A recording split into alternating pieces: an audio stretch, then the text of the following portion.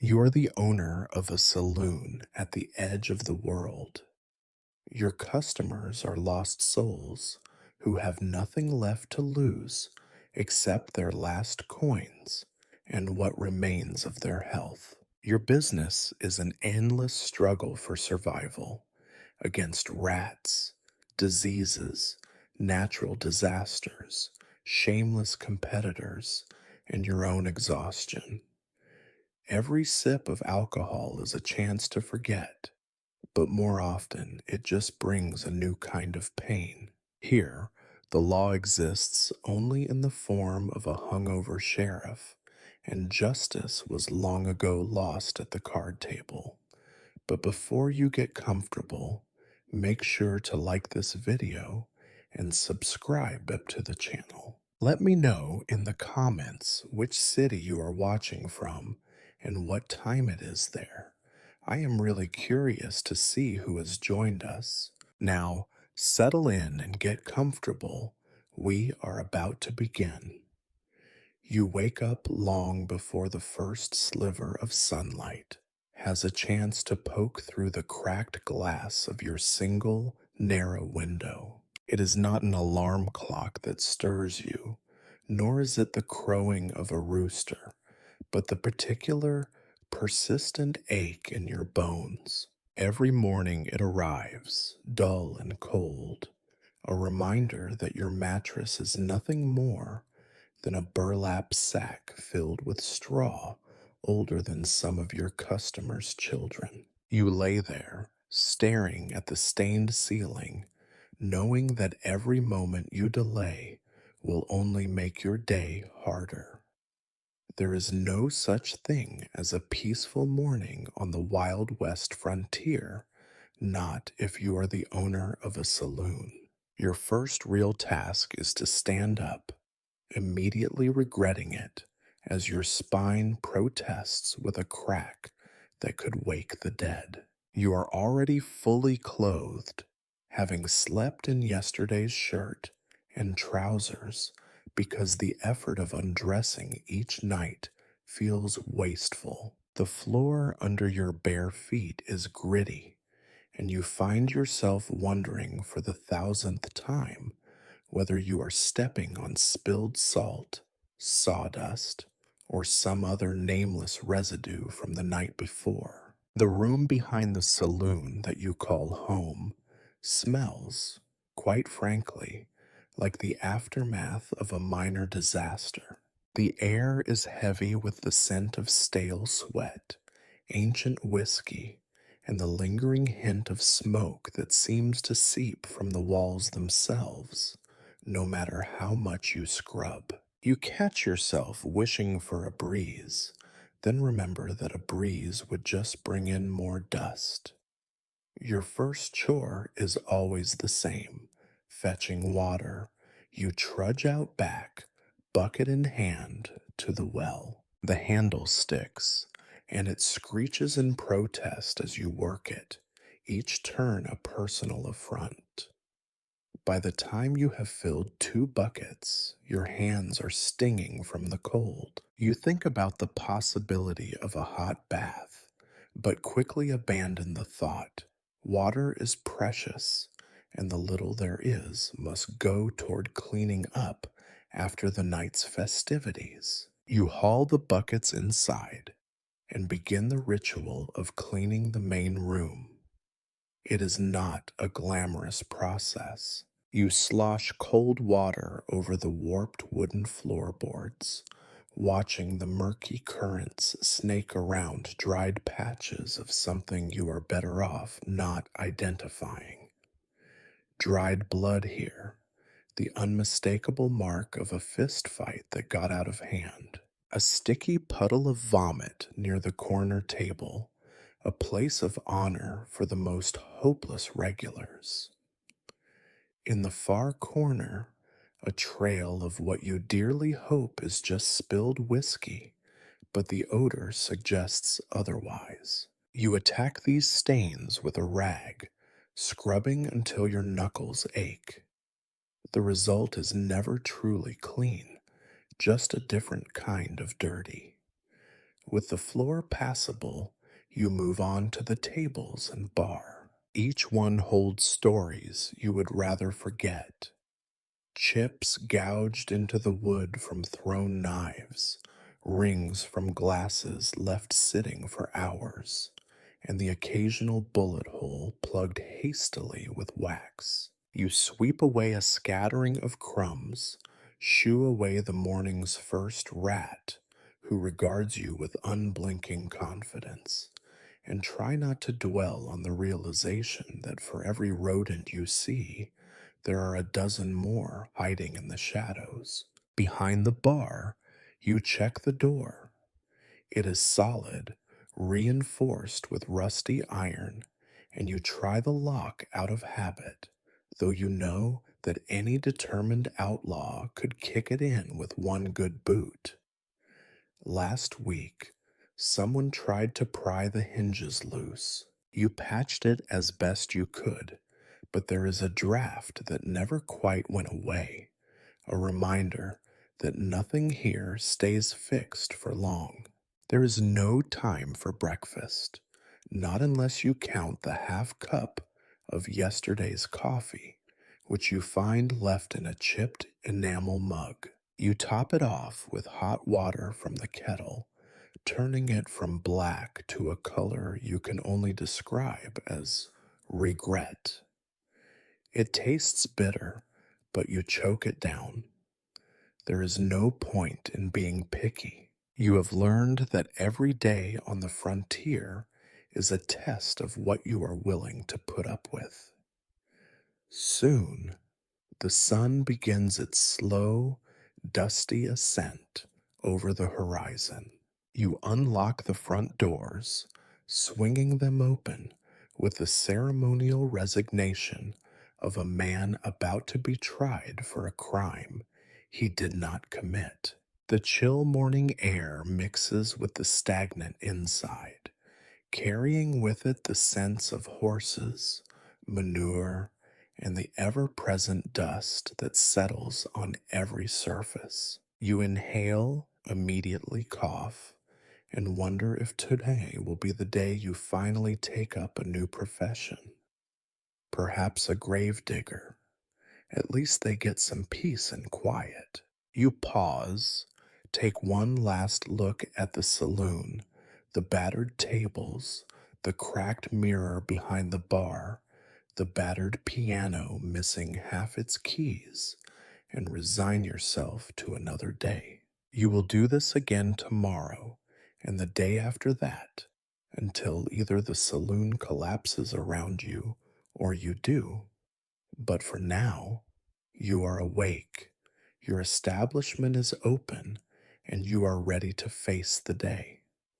Or, at the very least, to survive it. You barely have time to gather your thoughts before the first shadow darkens your doorway.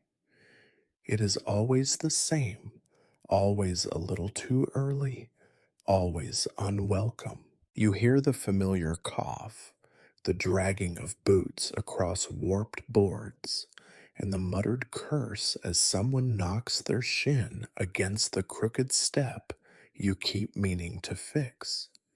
You do not turn around. You already know who it is. The morning regulars, your most reliable source of business and your most dependable source of misery. They come in single file, as if there is some unspoken agreement not to let too much cold air inside at once. You wonder if they sense that the real warmth of your saloon is not from the stove, but from the slow, communal leaking away of hope. The first is always Amos. He claims to be a miner, but you have never seen him do anything more strenuous than lift a mug to his lips. His beard is an ecological disaster, alive with crumbs from yesterday, and probably hosting a few smaller inhabitants. He grunts something that sounds like mourning, but it is difficult to tell with all those missing teeth. You pour him a measure of your cheapest whiskey, the one that comes in barrels, already half watered by the supplier, and he pays you in coins so worn you can barely make out the face of the president. Next comes Mabel, a woman who has seen more sunrises from this very bar stool than from her own bed. She wears what once might have been a dress, but time and hard living have turned it into a patchwork of stains and repairs. She orders coffee, black as coal and nearly as thick, then immediately asks if you have any leftover bread from last night. Of course you do. There is always stale bread. She dunks it, gnaws at it, and stares into the middle distance, the lines on her face deepening with every swallow. Then there is Tom, a ranch hand between jobs, which is a polite way of saying he has been fired more times than you can count. He smells faintly of horse, sweat, and something less polite.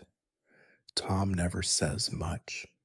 He just sits, hunched, his hat pulled low over his eyes. Sometimes you are not even sure he is awake, but his hand always finds the glass you place before him, and the coins always appear on the counter by the end of the morning.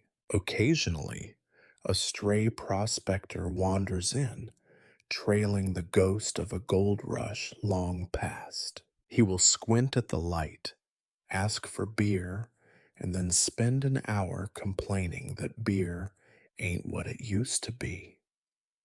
You nod in sympathy, though the truth is that beer never was anything more than water with a bad attitude in these parts. By the time he leaves, you will have learned his life story, whether you wanted to or not. The last to arrive, as always, is Lucy. She is a working girl, or was once, before age and drink did their work. Now she drifts through town, stopping in your saloon most mornings to trade gossip for a shot of gin. You do not judge her. How could you, given the company you keep? She perches at the end of the bar, eyes scanning for news, for trouble, for anything to break the monotony. This is your morning crowd. They are, in a way, your people. Each brings with them the small tragedies and worn routines of life on the edge of civilization. They complain, but not too much. They drink, but not too fast. They tell stories that loop back on themselves, growing a little less true with every telling. You listen with half an ear, mostly out of habit. Amos grumbles about his rheumatism and the unfairness of claim law. Mabel mutters about her dead husband and the neighbors who stole her chickens. Tom sits in silence, but you can hear the tension in the way he taps his boot against the stool. Lucy shares the latest gossip: a brawl at the blacksmith's, a mysterious stranger seen riding in from the north, a preacher's daughter gone missing. You pour drinks, nod, and keep your own thoughts to yourself. As the sun crawls higher, the saloon fills with that special kind of silence only the truly tired can create. The clock on the wall, long since stopped, seems to mock you. Time passes slowly here. The regulars do not laugh. Not really. They do not cry either. Mostly they exist in a kind of suspended animation, waiting for something, anything, to change. Sometimes you try to imagine their lives outside your saloon, but the picture never quite forms. Amos shuffles out to his tent on the edge of town. Mabel returns to a shack with more holes than roof. Tom beds down in an empty barn. And Lucy, well, you suppose Lucy goes wherever there are stories to tell and ears to listen. You realize, with a kind of grim amusement, that you are not so different from them. You, too, are stuck in this half light, serving watered whiskey to people who have nowhere better to be. You, too, have learned to expect little and hope for less. If this is community, it is the kind that forms not out of love or loyalty, but out of shared defeat. By mid morning, the crowd begins to thin. Amos leaves first, muttering about a new vein of silver he heard about. He never finds it, but that does not stop him from looking. Mabel thanks you with a smile that might have been sweet once. Tom disappears without a word, leaving behind the faintest scent of resignation.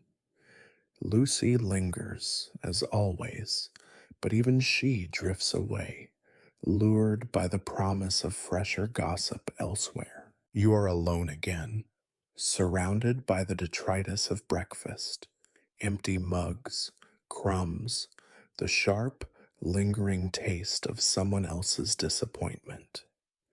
You wipe the counter, sweep the floor, and get ready for the next wave. There is always a next wave. And so the day begins, as it always does, slowly, painfully, with the first tired sighs of people who have already given up but keep coming back for one more round. With the morning regulars gone and only the residue of their troubles left behind, you turn to the most harrowing routine of your day, reckoning with your finances. You have read in a tattered newspaper lining the privy that there are men in the big eastern cities whose lives revolve entirely around money. They sit behind grand desks, counting ledgers and issuing commands, always knowing to the penny what they own and what is owed. You try to imagine their world, clean, orderly, well lit. Here, on the ragged edge of nowhere, your ledger is a pile of greasy notepaper, and your calculations are guesswork punctuated by prayer. The cash drawer is always the first disappointment of the day. You slide it open, bracing yourself for what you will not find. The coins rattle, loose and lonely, mocking the idea that you are running a business at all. Sometimes you find a couple of battered silver pieces, so worn that the image of liberty is only a ghost. You find paper notes as limp and fragile as moth wings, and more than once you have discovered a rock carefully painted to resemble a coin. You wonder who is fooling whom. You count slowly, lips moving, feeling the tension build with each meager sum. By the time you are finished, you realize that your entire morning's profit is enough to buy a small loaf of bread or perhaps a sack of beans. You remember the days, long gone, when you dreamed of wealth. Now your only ambition is to avoid the shame of an empty drawer. Even that feels ambitious on some mornings. You check the hidden box under the bar, the one where you stash whatever seems too precious to leave in plain sight. Today it holds a bent wedding ring, a brass button, and a single gold coin that a desperate gambler left behind years ago, promising to return as soon as luck turns. You keep it as a kind of talisman, though it does not seem to help. With a heavy sigh, You pull out your so called account book. Each page is a battlefield.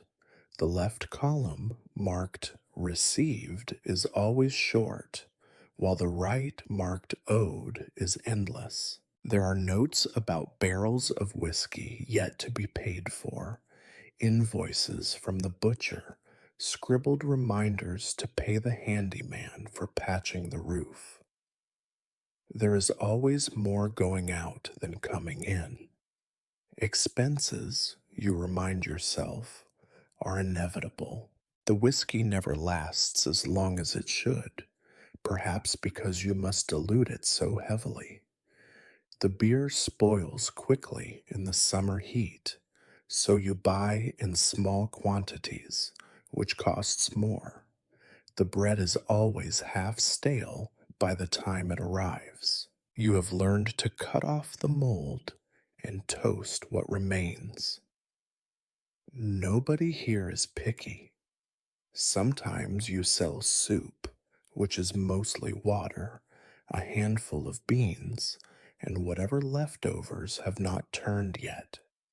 No one complains, at least not to your face. Then there are the hidden costs, the bribes to the sheriff, who appears at irregular intervals, with his palm outstretched and his eyes half closed. If you do not pay, he threatens to inspect your establishment for code violations, a farcical threat, since there is no code, only the law of who can pay the most. There is the price of patching bullet holes in the walls, replacing smashed chairs, and buying new glasses to replace the ones lost in drunken brawls. You do not even bother to keep track of what is stolen.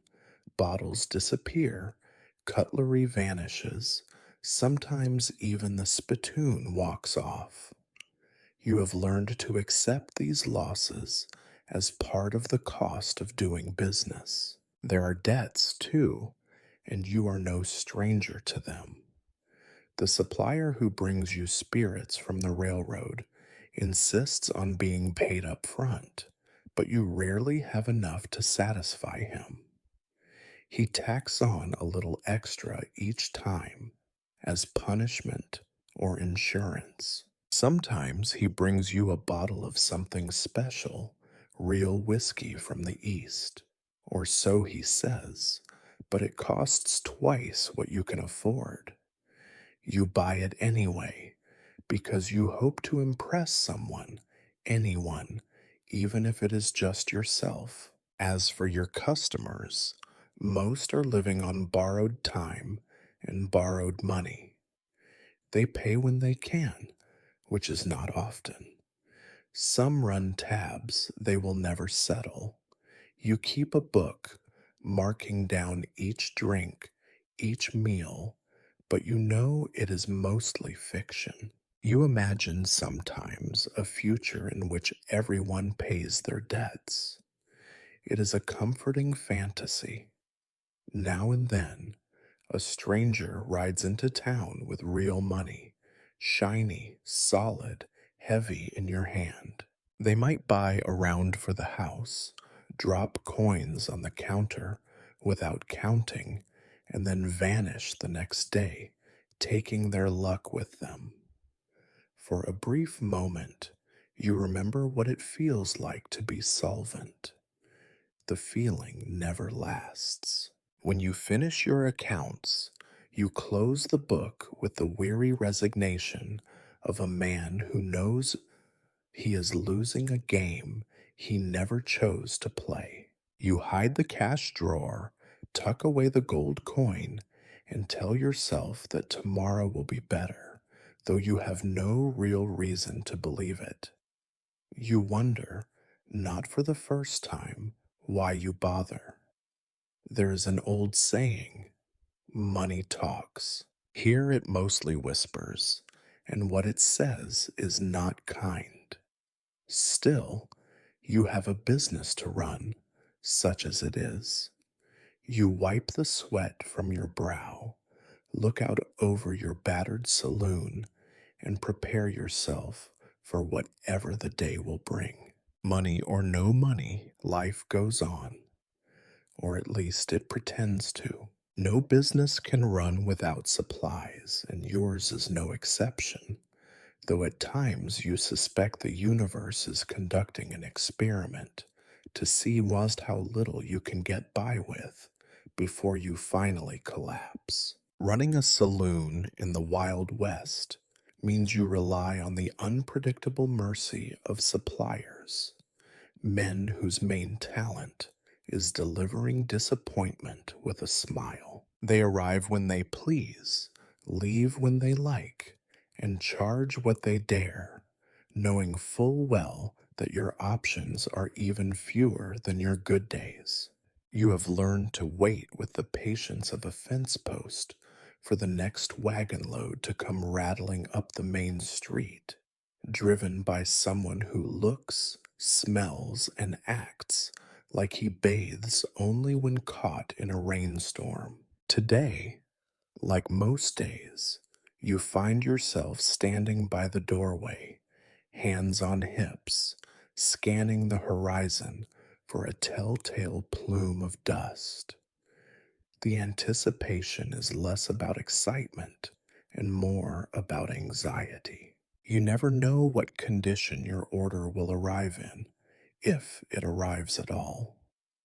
Eventually, with a squeal of dry axles and a cloud of choking road dust, the supply wagon lurches to a halt out front. Old Henderson, your primary supplier and perennial headache, clambers down from his perch, his boots landing in a puddle left over from last night's rain. He tips his battered hat with all the ceremony of a man who thinks he is doing you a favor by gracing your establishment with his presence.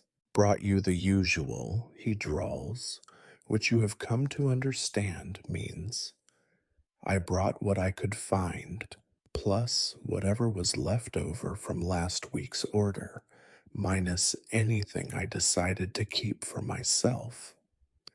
You nod, bracing yourself as you follow him to the wagon. Unloading supplies is a roll call of lowered expectations. First comes the flour, which you poke and prod, trying to gauge how much weevil is included at no extra charge. Some sacks are torn and patched with whatever was at hand: twine, a strip of cloth, a piece of old newspaper. If the flour is merely stale and not crawling, you consider it a victory. Next is the bread, 2 days old on a good week, more often resembling building material than food. You knock on a loaf, half expecting a hollow ring. It lands with a dull thud. You accept it anyway, knowing your customers will soak it in their beer and grumble.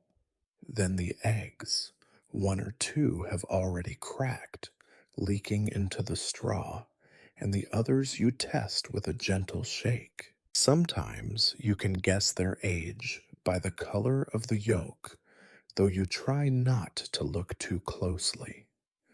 Spoiled eggs are not so much a surprise as an inevitability. The meat, if it can be called that, is a gamble every single time. Wrapped in waxed cloth, it smells like it was born old and has only gotten worse. Henderson shrugs when you complain, waving a dismissive hand and muttering something about cattle getting thinner every year. You do not ask too many questions. The answers rarely make you feel better. And then, the most critical delivery of all, the barrels of whiskey and beer. These come sealed, but the sloshing inside tells you that at least one barrel is not as full as it should be. You eye Henderson, who gives you a wide-eyed look of innocence. You know, he knows, you will water it down further before serving it, But this does nothing to soften the sting of being shortchanged. Once all the goods are off the wagon, Henderson presents you with a crumpled invoice, its numbers hastily scrawled and always suspiciously high. You protest, out of habit, but he only shrugs. Freight's up, roads are bad, had to bribe the marshal twice on the way in, he claims, reciting excuses like a priest delivering a litany of sins. You pay him what little you can, and he pockets the coins without even pretending to count them. You drag your new inventory inside, stacking sacks in the back room and arranging bottles behind the bar. As you work, you tally up your prospects. The flour will last a week if you stretch it with sawdust. The bread will be gone in 3 days, one way or another. The whiskey, well, there is never enough whiskey. You have become an expert at making do. You blend yesterday's leftovers into today's batch, add water, and hope no one notices, and use a generous hand with the spices to mask any flavor that might make someone question what they are really drinking. Sometimes a crate will arrive that you did not order, an accident, a mix up, or perhaps just a supplier's joke. Once it was a box of hats, which you tried to sell as imported headgear from the East. Another time, it was a set of mismatched shoes. More often than not, you quietly return them on the next wagon or barter them away for something vaguely edible.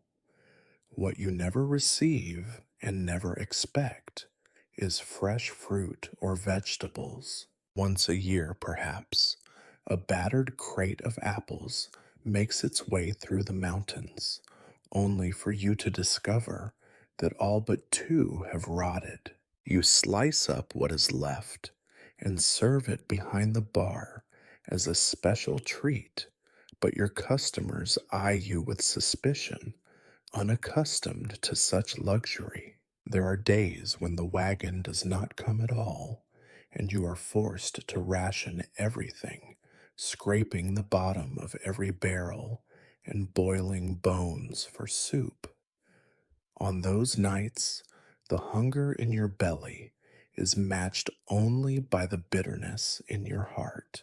You dream sometimes of a world where supplies arrive clean, fresh, and on time. But here, in the twilight zone between civilization and chaos, you accept what you are given, make do with what you have, and try not to think too hard about the true contents of your next stew. By the time you are finished stowing your deliveries, the sun is already high, the saloon smells of dust and old meat, and you are left with the sour taste of resignation in your mouth. The day grinds on, indifferent to your troubles, and you are once again reminded that, out here, you are not so much living as you are enduring. You would like to believe that the word hospitality means something, that there is a special grace in providing comfort and welcome to those who stumble through your doors. But hospitality on the Wild West frontier is mostly a sick joke, one the land plays on you, and you, in turn, play on your guests. The reality is, nobody comes here expecting comfort. If they do, the joke is on them.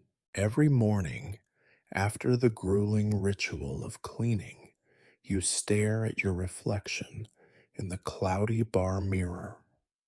The glass is cracked, warped, and spotted with flecks that never come off, no matter how you scrub. It distorts your features just enough to be honest about what you have become.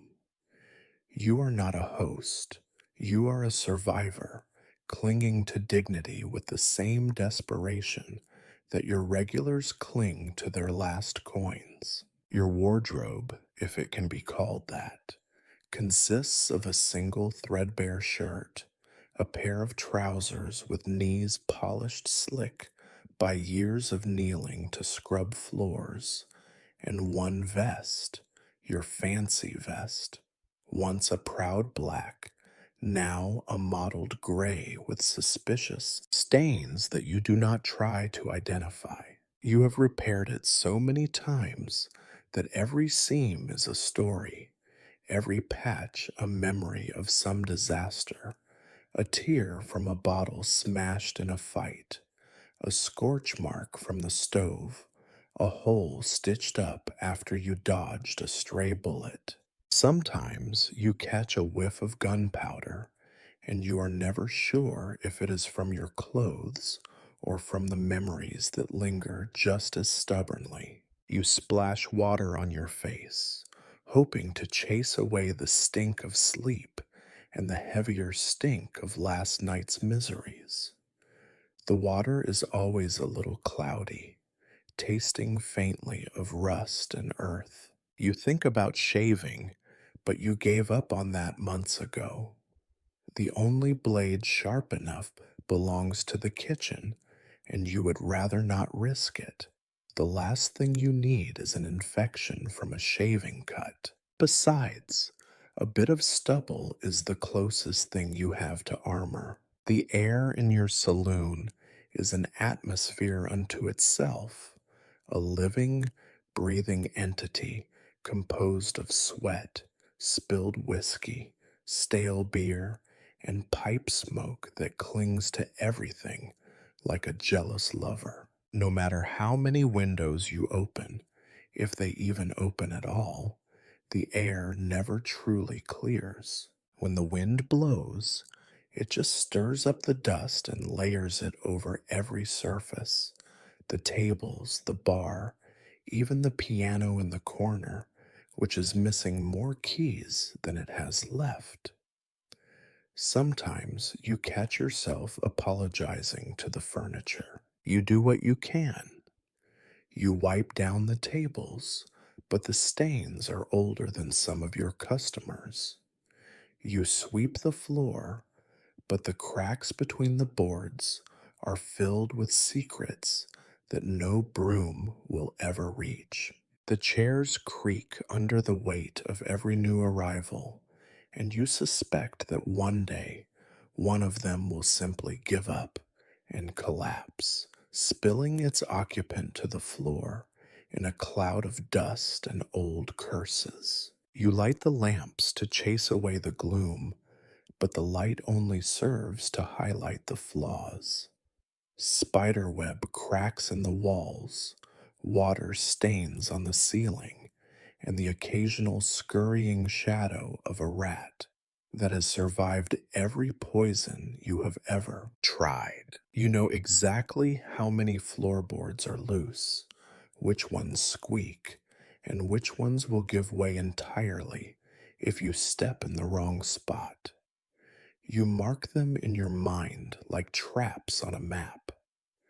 Every so often, you pause and try to take in the overall effect. What you see is not a welcoming oasis in the desert, but a battered fortress besieged by entropy. The smell of the place shifts with the hours. In the morning, a sour tang of last night's beer. By midday, the aroma of burnt coffee and overcooked beans.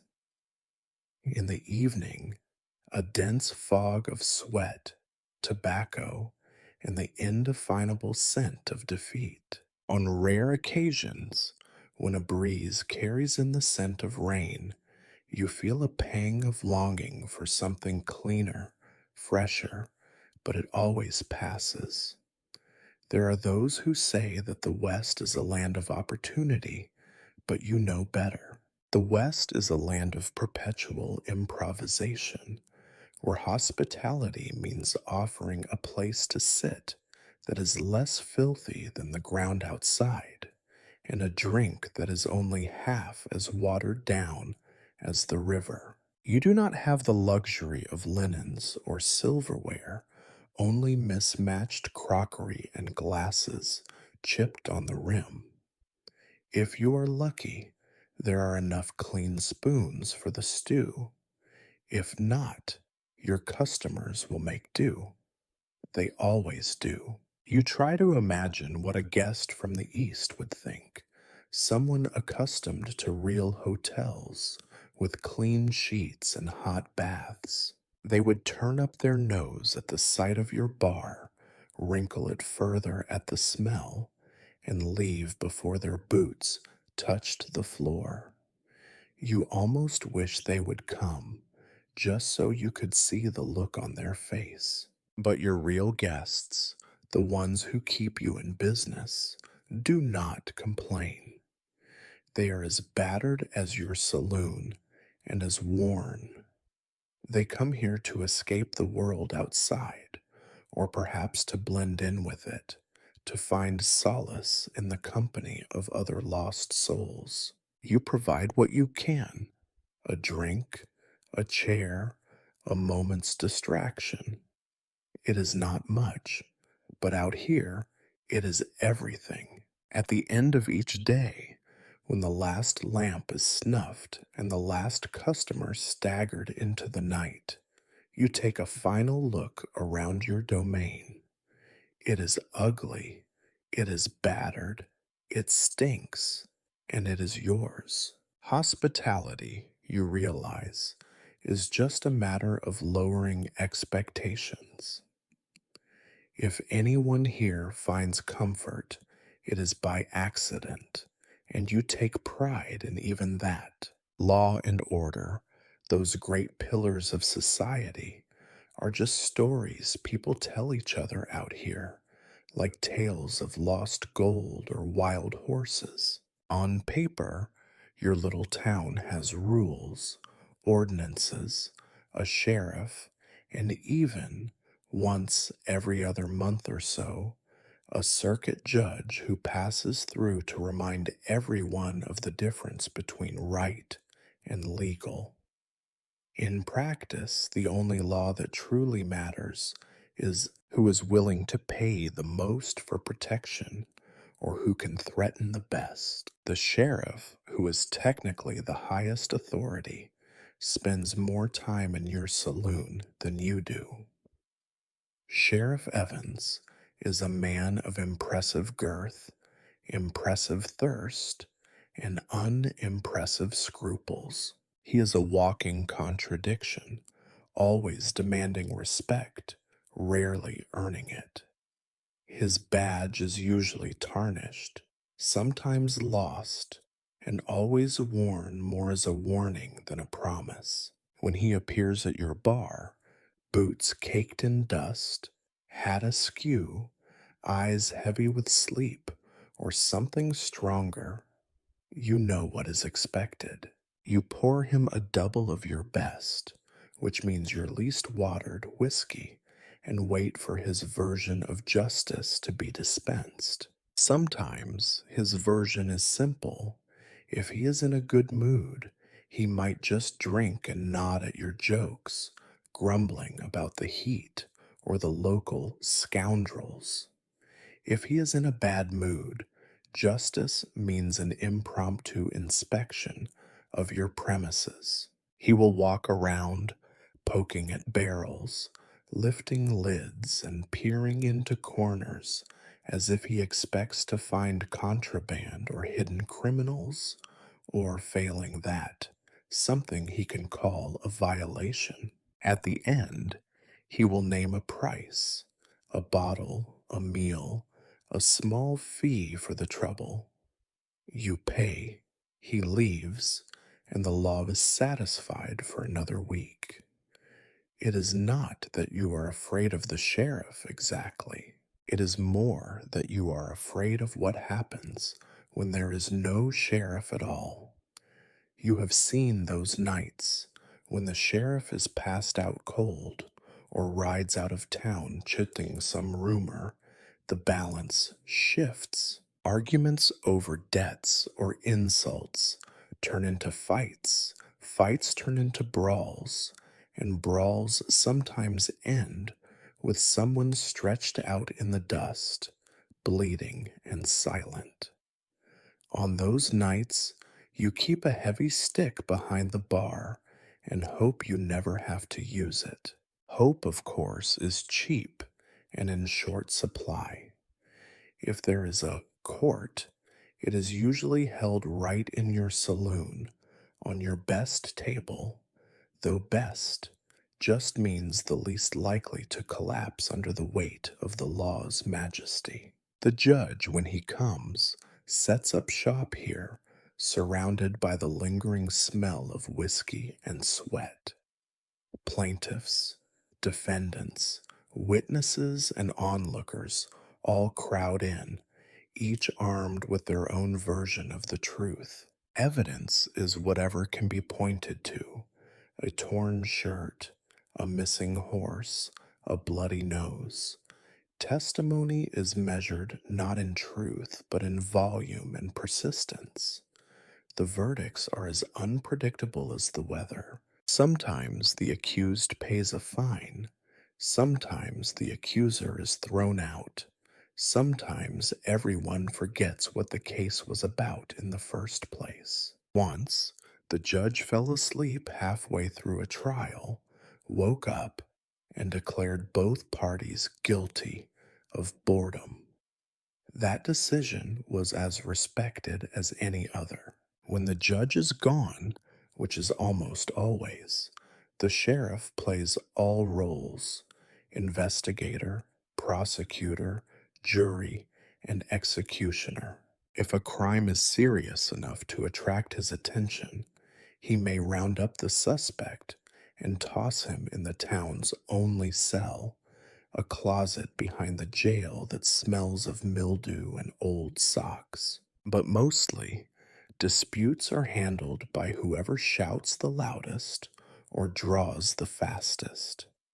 For you, the saloon owner, the law is both a weapon and a hazard. You are expected to keep order among your patrons, to break up fights before they get out of hand, and to ensure that nobody dies under your roof unless it is absolutely unavoidable. If someone skips out on a bill, you can appeal to the sheriff, but he will ask for a processing fee, which is always more than the bill itself. If a customer gets too rowdy, you are responsible for dealing with him discreetly, so as not to disturb the peace that everyone pretends exists.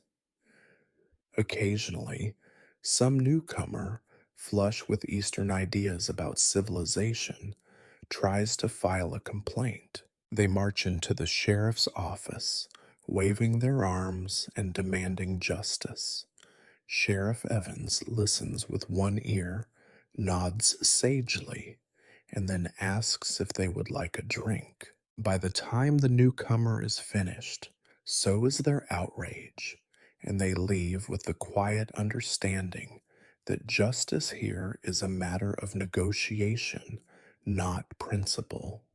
Even the town's rules are more like guidelines. There is technically a curfew, but only for those who cannot afford to pay to stay out. Gambling is illegal unless the sheriff wants to play. Weapons are supposed to be left at the door, but anyone foolish enough to do so will quickly learn that self-preservation is the first law of the land. You hang a sign by the entrance: no fighting, no shooting, no swearing. It is there more for decoration than for any real effect. You have learned to navigate this shifting landscape with a mix of caution and resignation. You pay the sheriff, nod to the judge, and break up fights as best you can. You keep your head down, your mouth shut, and your stick within reach. Some nights, As you listen to the distant sound of a gunshot echo across the empty streets, you wonder if the law will ever mean anything more than a bottle of whiskey and a handshake. Until then, you keep serving drinks, keep patching up your bar, and keep hoping that when justice comes calling, it will ask for someone else. You would like to think you have employees, people who respect your authority, care about the job, and possess even the faintest spark of ambition. The word staff conjures visions of crisp aprons and polished boots, of cheerful waitresses gliding between tables, calling out orders, collecting tips. Out here, what you have is a revolving door of souls running from something or toward nothing at all. They drift into your life with the morning fog and vanish with the first sign of trouble. The help you manage to find is always the same: desperate, battered, and only one step above your worst customers, sometimes one step below. Your most reliable servant, if she deserves the title, is Sally. Sally has had three last names in as many years, none of which she remembers or cares to use. She came from somewhere east of the river, or so she says, but every time you ask, her story shifts. One day, she claims to have been a rancher's daughter, the next, a lady's maid in a big house. All you know for certain is that Sally works for room, board, and just enough coin to keep her from bolting. Sally's daily duties are as endless as they are thankless. She sweeps floors still sticky from last night's whiskey, and worse, washes mugs that have never been truly clean, and tries to chase off the flies that descend in clouds upon the bar. She does this with the hollow eyed determination of someone who knows it could always be worse. You catch her staring into space sometimes, lips moving as she counts the days since her last bath, or perhaps recites a prayer. When she is finished, there is always more to do. When Sally cannot work, when her cough is too harsh or her back too bent, you make do with whoever you can find. There is old Pete, who shuffles in from the alley when the mood strikes him. Pete is good with a broom and better with a bottle, but he is unreliable. Sometimes he disappears for days, returning with wild eyes and stories about visions in the desert. You suspect Pete has seen more ghosts than living souls. Then there are the girls. You never ask their real names. They come in all ages, from barely grown to nearly old, drawn by the faint hope of a roof and something hot to eat. Many are former entertainers, as the polite townsfolk call them, or widows left behind by some doomed mining camp. They are quick with a smile that never reaches their eyes, and always have a story they will share for the price of a drink. You do not pry. Their stories are too familiar anyway. Some of the help are trouble from the start. You remember one lad, Billy, who claimed he could carry 2 kegs at once. He lasted a week before running off with your best bottle of whiskey and half a loaf of bread. Another time, a cook took up residence in your kitchen, then set fire to the stove and vanished before the smoke cleared. You have learned not to trust anyone with keys, money, or your best knife. There are days when the saloon runs on the edge of disaster. Sally drags herself out of bed, coughing so hard she nearly collapses. Old Pete is nowhere to be found, and the girls are too hungover to do more than brush their hair. You shoulder the work yourself, slopping out the slop pail, scrubbing the bar, trying to pretend you do not notice the stains that will never come out. By noon, your hands are cracked and raw, your back aches, and you have not even started on the dishes. You try to enforce some order, but the truth is your authority is more suggestion than command. You catch Sally sneaking a shot of gin behind the stove. Old Pete is found asleep in the storeroom, clutching a hunk of cheese. The girls bicker over tips and gossip about the customers. If you are lucky, no one breaks anything today.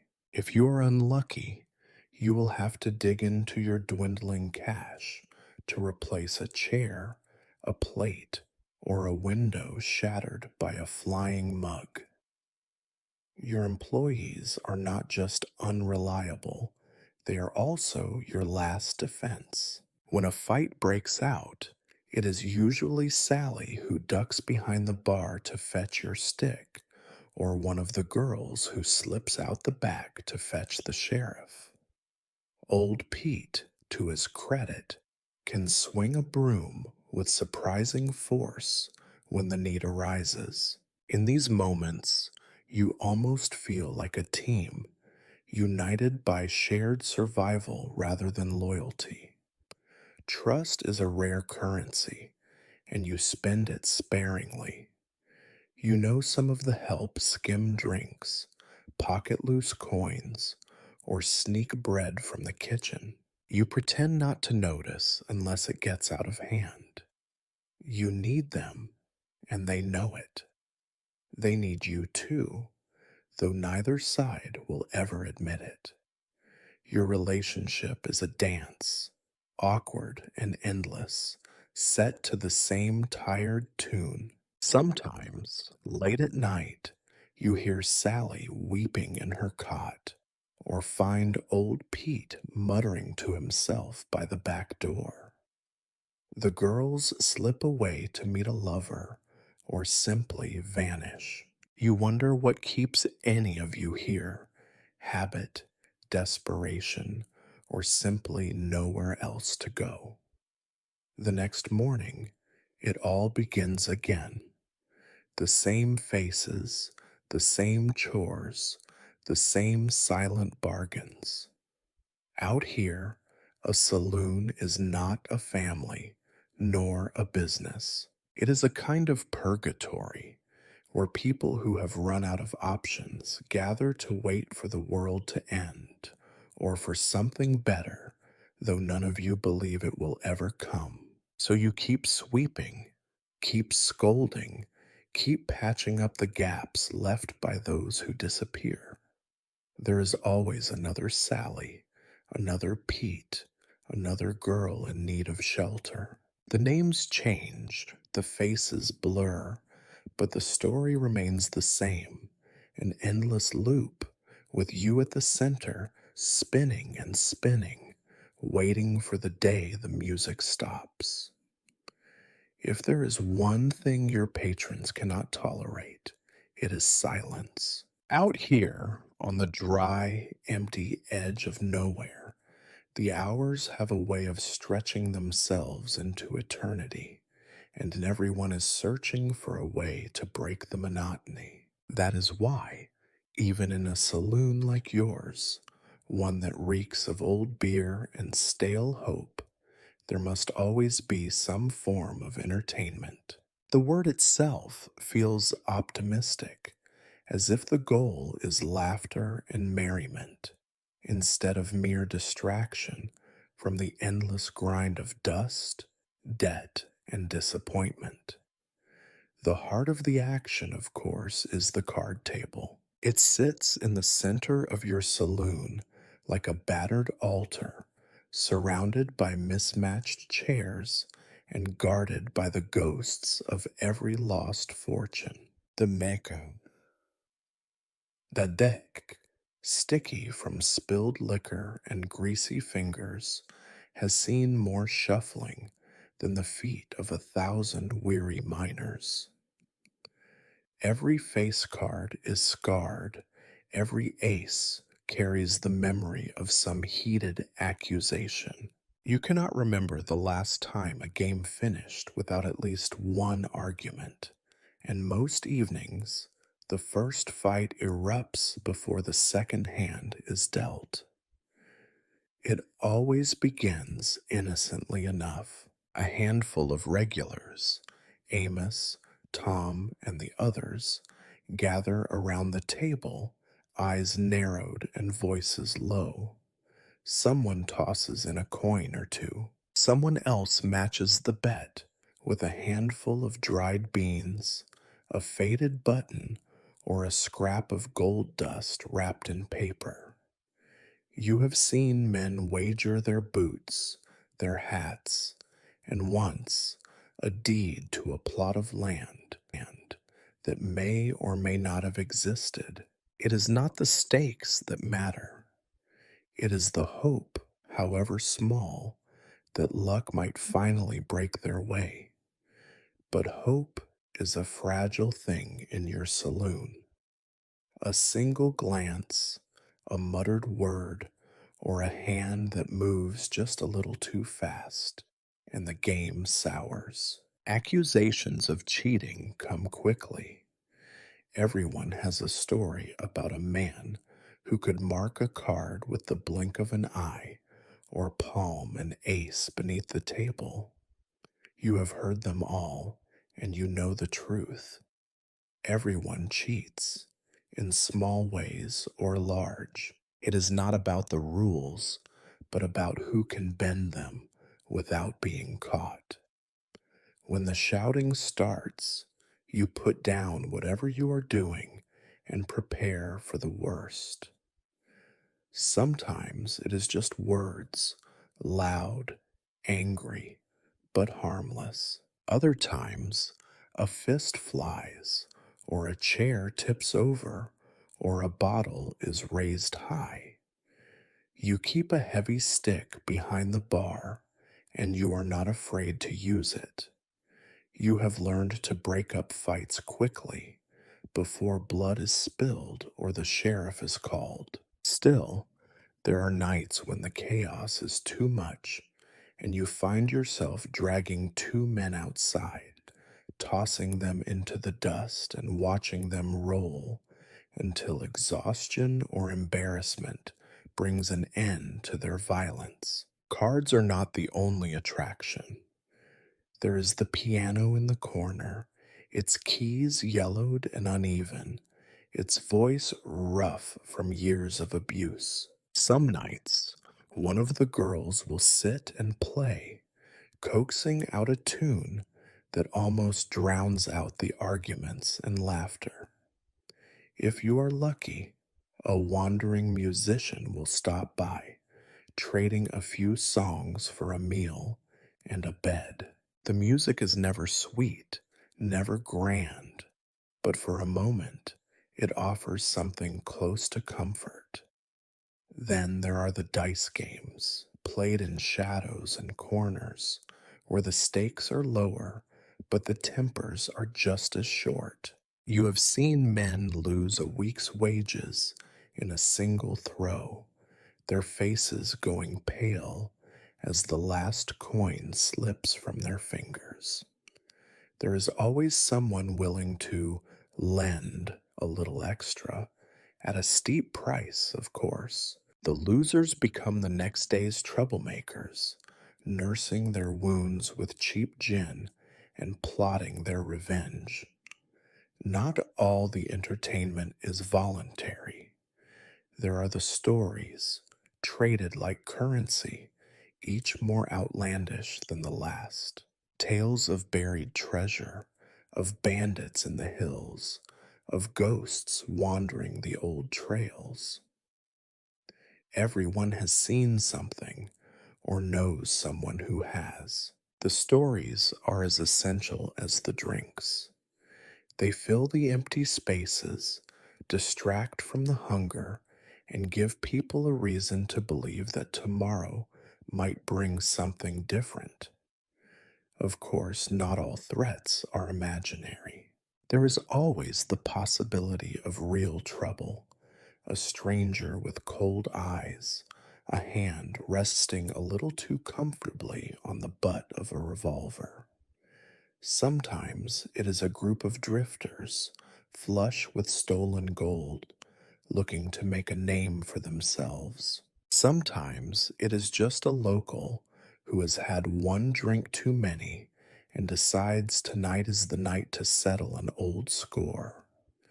You keep your eyes open, your back to the wall, and your wits about you. Survival depends on knowing when to step in and when to stay out of the way.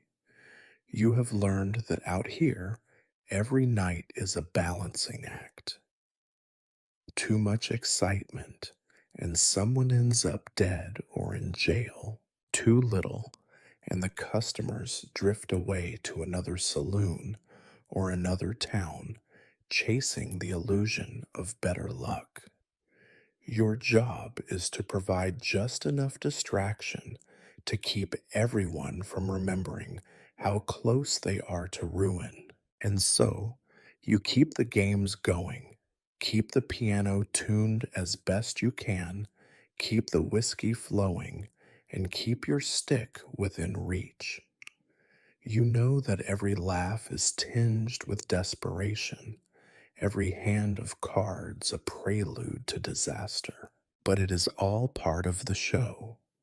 Out here, entertainment is just another word for survival, and everyone, whether they know it or not, is playing for keeps. Every saloon needs customers, but no saloon owner on the Wild West frontier is ever truly grateful for the faces that stagger, slouch, or swagger through his doors. They come at all hours, rain or shine, dust or thunder, drawn by the promise of a drink, a card game, or just a place to sit where the world feels marginally less cruel. You have met them all, or at least you think you have. Sometimes you wonder if they are not all just variations on the same person, shifting like shadows from one day to the next. The cowboys come first. They arrive in dusty boots and wide brimmed hats, their faces burnt brown by the sun, and their eyes hard from too many miles and not enough sleep. They smell of horse, leather, and sweat, a smell that never quite leaves your saloon, no matter how many times you scrub the floor. They lean against your bar, order the cheapest whiskey, and talk about nothing. The weather, a broken fence, the price of beef, and sometimes, in quieter moments, the family they left behind 2 states east. They rarely smile. If they do, it is usually because someone else has just lost at cards. Then there are the miners, men with dirt caked beneath their fingernails and dreams of gold that will never be realized. They spend their money quickly, as if afraid it will vanish if they hesitate. Sometimes they win big at cards or dice or simply at surviving another day in the tunnels, but more often they lose what little they have and leave cursing the world, the cards, and occasionally you for running an establishment where luck always seems to run out at the worst possible time. You see the brawlers too, men who have fists instead of words, scars instead of stories. Some work on the railroad or in the slaughterhouse. Others drift from town to town, looking for a reason to pick a fight. They start off quiet, nursing a single drink for hours, then suddenly explode into violence over a perceived slight, a crooked glance, or the way someone looked at their hat. You have patched up enough broken noses to know when a fight is brewing, but not at always soon enough to prevent a table from being upended or a bottle smashed. There are the travelers, their clothes too clean, their eyes too wide. Sometimes they are merchants, sometimes fools, chasing rumors of easy fortunes. They ask it too many questions, pay too much for their drinks, and leave as soon as they realize the truth.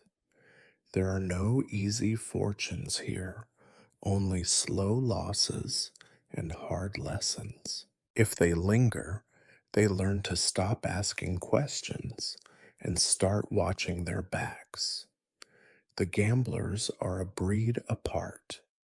They dress finer than the rest, with slicked hair and sharp smiles, and they speak in riddles. They know every trick, every cheat, and they play with an intensity that makes the air crackle.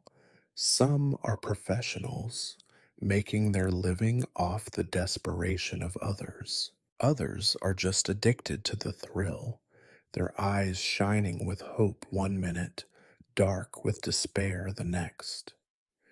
They treat you with a kind of wary respect, knowing that the house, the saloon, always wins eventually. Then come the women. Some are wives, others are widows, but most are here for the same reason as the men, to forget. There are the girls who work the room, laughing at jokes that are not funny, and smiling at men they would cross the street to avoid in daylight. They drink when they can, flirt when they must, and always keep one eye on the door.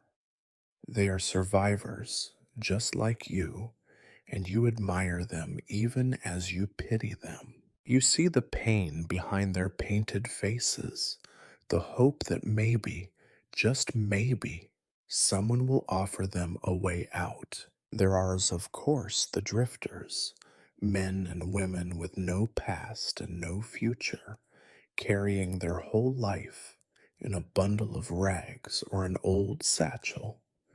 They sit quietly, nursing a single drink, their eyes fixed on nothing at all. They come and go without a word, leaving behind only a faint scent of loneliness. And then, inevitably, there are the outlaws. Sometimes they are easy to spot, nervous eyes, hands never far from their gun belts, always sitting with their backs to the wall. Other times, they blend in perfectly, just another face in the crowd until a wanted poster appears or a sheriff bursts through the door. You have learned to treat them no differently from the rest. Serve them, watch them, and never give them a reason to remember your name. All of them are united by the simple, grinding weight of disappointment. They have come west for opportunity, adventure, a new start, or maybe just a little peace. What they have found is hardship, endless work, and the constant threat of ruin. In your saloon, they find a brief escape, a flicker of warmth, a moment where the world outside is held at bay by cheap whiskey and dim light.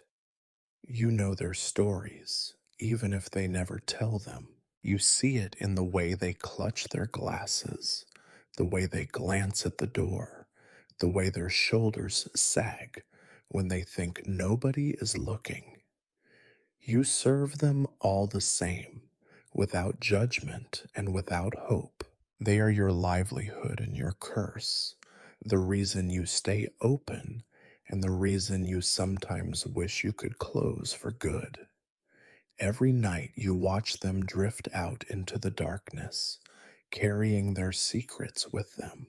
And in every morning, you find yourself waiting for them to return, because as long as they keep coming back, You have a reason to keep the doors open, to keep sweeping the floor, to keep pretending that things might one day be better.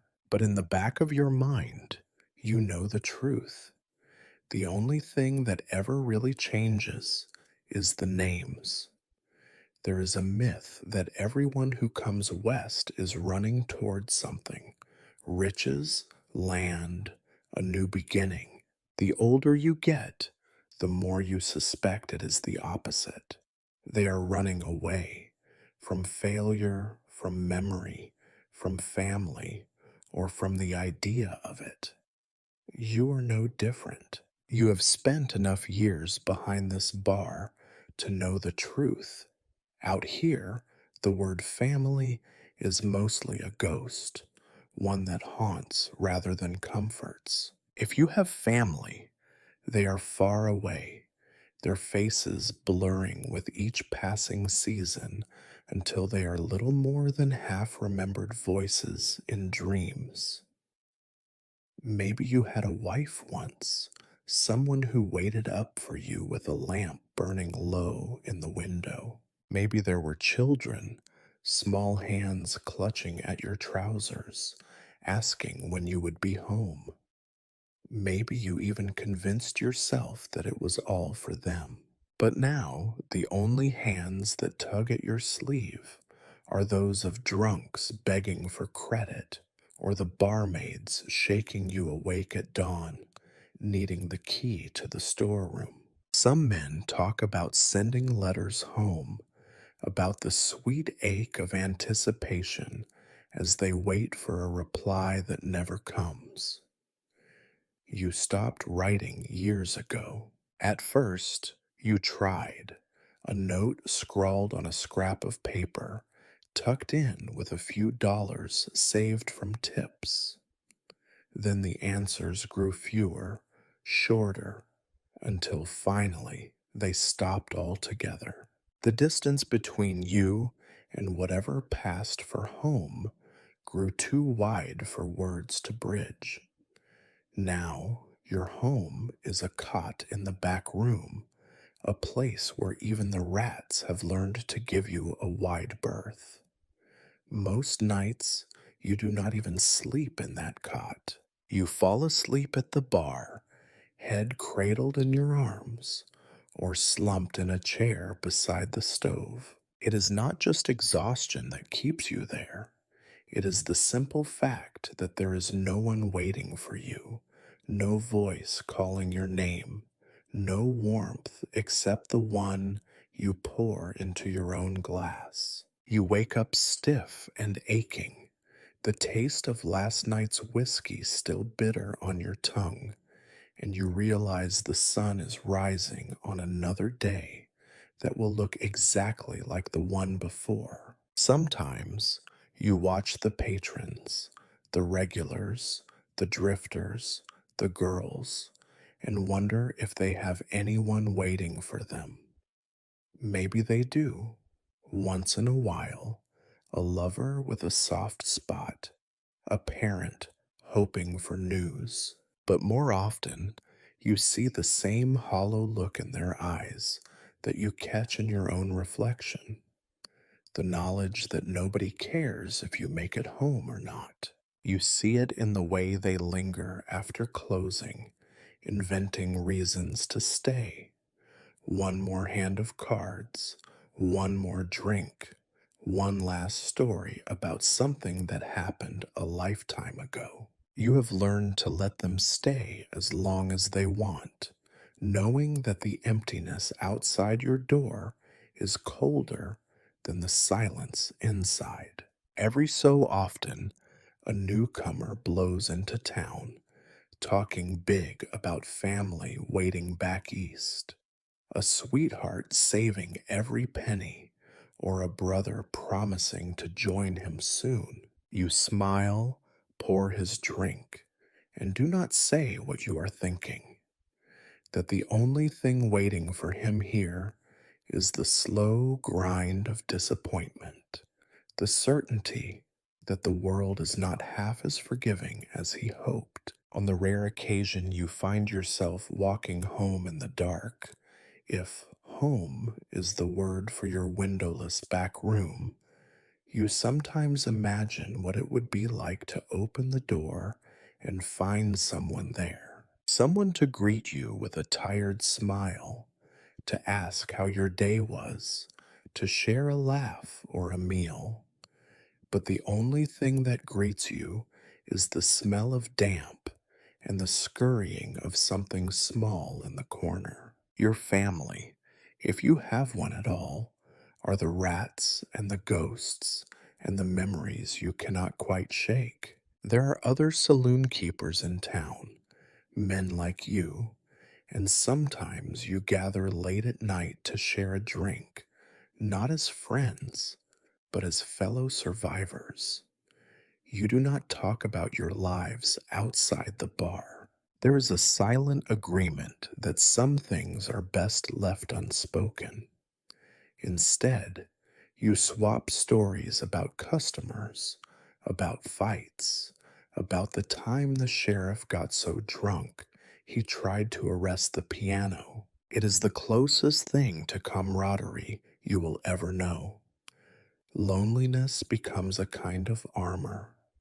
You wrap it around yourself, convincing yourself that you do not need anyone, that it is better this way. You remind yourself that family is just another word for disappointment. You tell yourself that the work is enough, that the saloon needs you, that your regulars would miss you if you were gone. Maybe they would for a day or two until someone else took your place. On those rare nights when you let yourself remember, when the whiskey burns a little too sharp and the silence grows too heavy, you stare out the window at the moonlit street and let yourself dream of home, a real home with laughter and warmth and a place at the table. Then the wind rattles the shutters, the fire sputters out, and you remind yourself, as you do every morning and every night, that here, on the wild edge of nowhere, the only person waiting for you at the end of the day is yourself. And so you get up, pour another drink, and prepare for another night behind the bar. Because if you stopped, if you let yourself feel it all, you are not sure you would ever start again. It is easy for a stranger to imagine that the biggest dangers in a frontier saloon are guns, knives, or the unpredictable rage of men who have lost too much too fast. You know better. The true enemy is quieter, more patient, and always watching. Illness, that unseen hand, is as much a fixture in your saloon as the sticky floorboards or the battered piano. It drifts in on the breath of a cough, lurks on the rim of a dirty glass, rides in with every new traveler, and refuses to leave, no matter how many times you scrub and sweep. You learn to recognize its signs. The slow bend in a back that used to be straight, the tremble in a hand that once shuffled cards with practiced grace, the pallor on a face that could once endure the hottest summer or the coldest winter without complaint. You notice it in your own body, too. Every morning when you wake with a headache that clings to your skull like a barnacle, or when you find yourself shivering under your threadbare blanket, sweat pooling on your brow. Though the room is cold as a grave, there is always some sickness running through the town. A cough that never quite goes away. A fever that leaves the strong weak and the weak gone.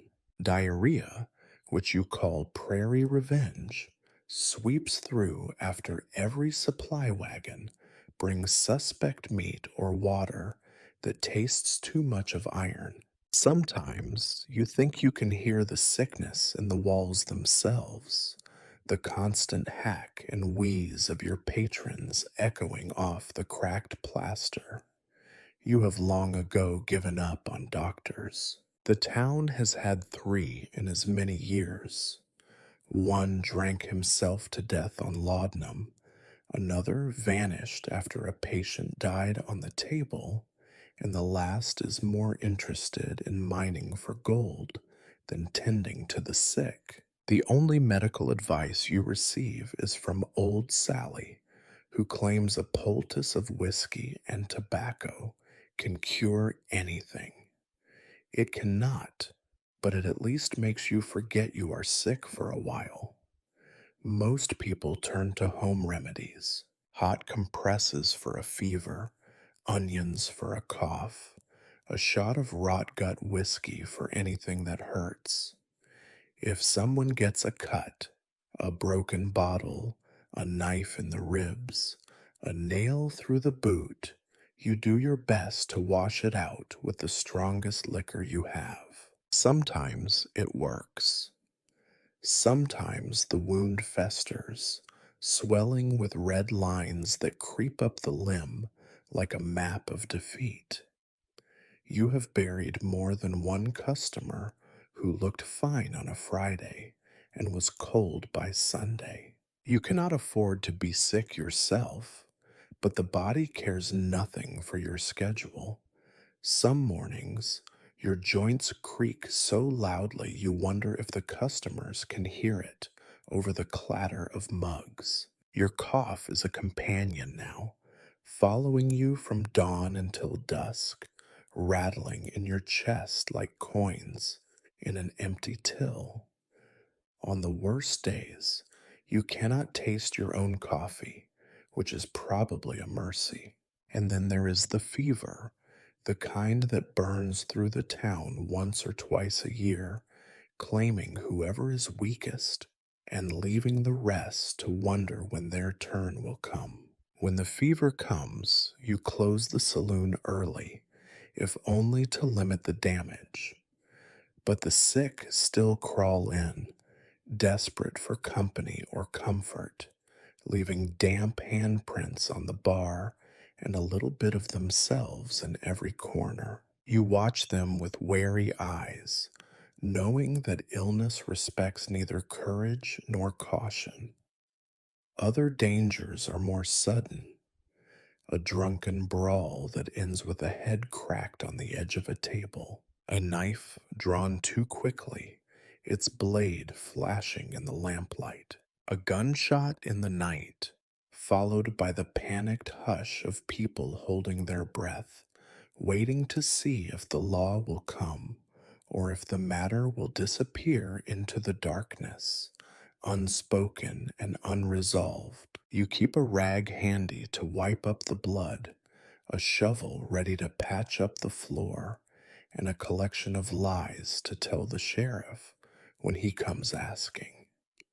You have seen men die over nothing: a card game, a spilled drink, a woman's glance. You have seen women waste away from heartbreak or from something nameless that eats them from the inside.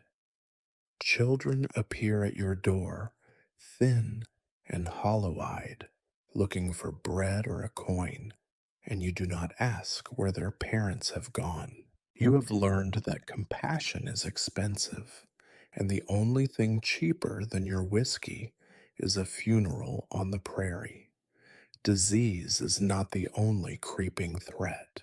The water in the well runs low, and sometimes it tastes of rot, the memory of a drowned animal clinging to each sip. The food goes bad quickly, and you pray over every egg before you crack it, knowing that a single rotten yolk can spoil a whole week's appetite. There are snakes under the floorboards, spiders in the rafters, and rats bold enough to watch you eat. You count your blessings, though they are few. Each day you wake up, you call it a victory. Each night you close the saloon with more customers alive than dead. You count yourself lucky. You do not plan for the future because out here, the future is just another word for what the fever will leave behind. You laugh sometimes at the thought of progress, railroads, telegraphs, science, reaching your little corner of the world. What good is progress when your greatest battle is against an enemy you cannot see, taste, or fight with fists or words? Out here, the real wildness is not in the men, but in the air they breathe and the water they drink. So you pour another drink, cough into your sleeve, and keep going. Because illness does not care about your dreams, your regrets, or your need for rest. It waits, patient and silent, and in the end, it always wins. If there is a single constant in your world, it is alcohol. Whiskey, gin, rum, beer. These are your currency, your comfort, your curse, and your most dangerous weapon. They fill your shelves, your barrels, and your days. More than gold, more than food, more than friendship. The endless thirst of your patrons keeps your doors open and your hands busy. You might even call yourself a merchant of happiness if you had not tasted the truth of what you sell. You would like to say you serve only the best. The posters and signs behind your bar, relics from some long gone supplier, promise finest Kentucky bourbon, imported brandy, and ale of the old world. The reality, however, is that everything you pour is an improvisation, a gamble, and sometimes a crime. The whiskey arrives in battered barrels, each one a unique disappointment.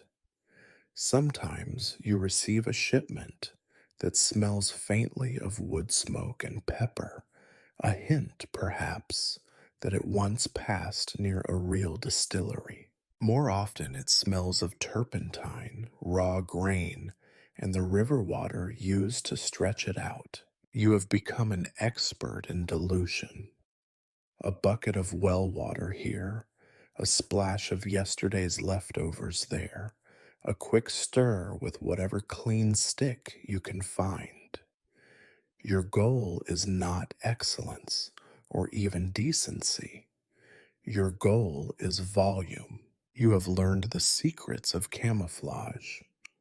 A pinch of burnt sugar can hide a multitude of sins, turning muddy liquor into something that almost resembles amber. A slice of lemon, if you can get one, gives even the most suspicious concoction a veneer of class. If a customer complains, you offer them a free top up, knowing that after 2 or 3 glasses, even horse medicine tastes like something worth celebrating.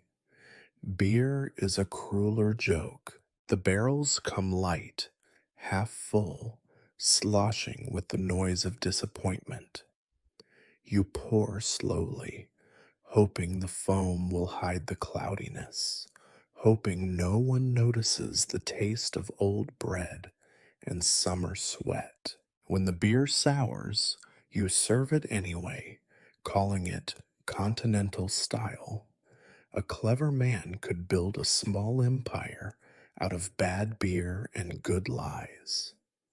There is always one regular who can tell the difference. Amos, or Tom, or maybe Old Pete, whoever draws the short straw that week. He leans over the bar, sniffing his glass, squinting as if he expects to catch you in the act of alchemy. You smile, pour a little extra, and offer a wink. After all, what is a saloon for if not to make the world taste better, at least for an hour or two? But the real danger is not in the quality of the drink, but in its consequences. The line between comfort and poison is thin, and out here there is no inspector, no board of health, no conscience to guide your hand. Every now and then, someone takes a sip and coughs, their face tightening in pain. You know the stories: blindness from wood alcohol, death from bad gin, madness from spirits cut with anything that will stretch a barrel another day. When this happens, you offer condolences, not apologies, and quietly remove the evidence before the sheriff arrives. You are not alone in this. Every saloon in town does the same, and every regular knows the risks.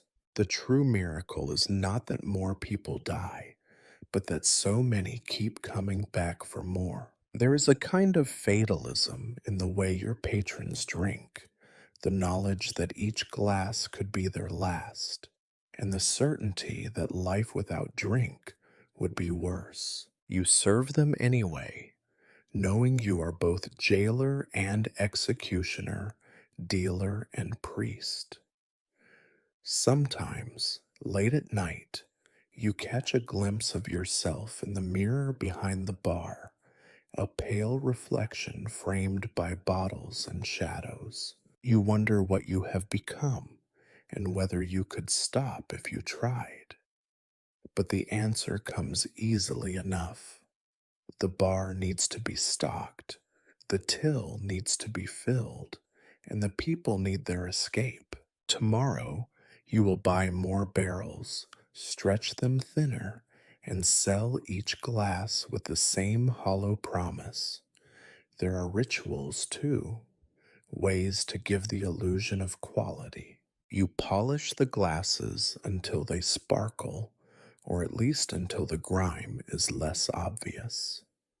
You stack the bottles with the faded labels facing outward, so the illusion holds until the first pour. You tell stories about shipments from back east, about secret family recipes, about drinks once poured for kings and senators.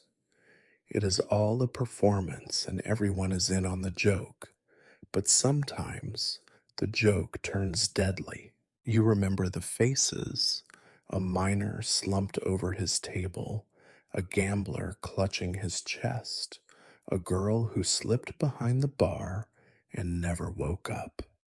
You learn not to ask too many questions. You move the bodies, mop the floors, and pour another drink for the next in line. The law, such as it is, does not care as long as the sheriff gets his cut. As long as the trouble stays quiet, you are free to keep pouring your particular brand of salvation. It is easy, some nights, to forget the difference between business and burial. Easy to convince yourself that you are just giving people what they want. Easy, at least, until the fever comes back, or the funeral bell rings, or a child stares up at you with eyes too old for her years. And so, with each dawn, you open the barrels, mix the drinks, and prepare for another day of serving hope by the glassful. You tell yourself it is what keeps the world turning.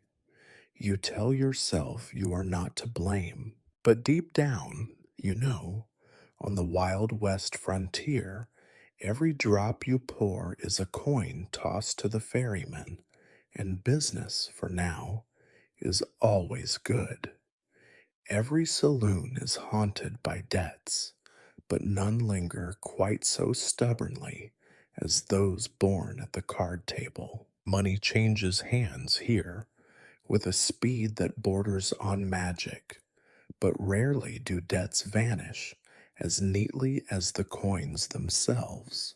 In your saloon, card games are both entertainment and blood sport, and the price of losing is sometimes far greater than the cost of a drink. The rituals of the card table are as familiar to you as the pattern of stains on your bar.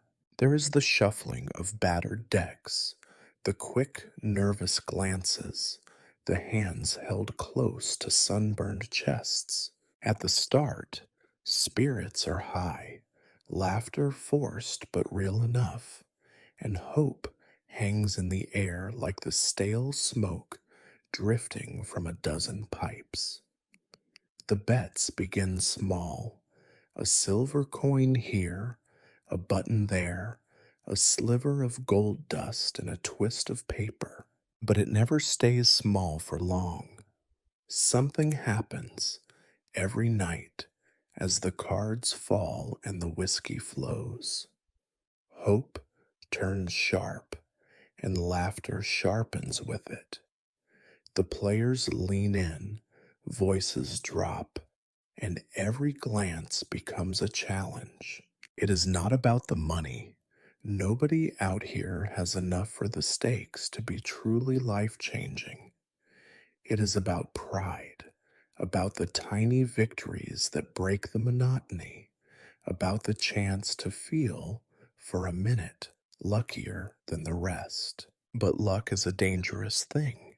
It changes sides without warning, and when it does, the air crackles with resentment. There is always one man at the table who cannot afford to lose. He bluffs, he bets too much, and when the last card falls, he sits back with an empty pocket and a face that hardens by the second. This is when the arguments begin. You have heard them all, night after night. Accusations of cheating, of marked cards, of unfair deals and loaded dice. The regulars claim to know every trick, and every loss is a conspiracy. Tempers flare and chairs screech back from the table. Voices rise. Sometimes fists fly, sometimes worse. You have seen knives flash in the lamplight, heard the dull thud of a skull against a table, felt the cold certainty that someone will not make it home tonight. Settling debts is an art form out here. Sometimes the loser promises to pay tomorrow, and you know you will never see him again. Sometimes he tries to pawn his boots, his hat, or, in desperate moments, the gun on his hip.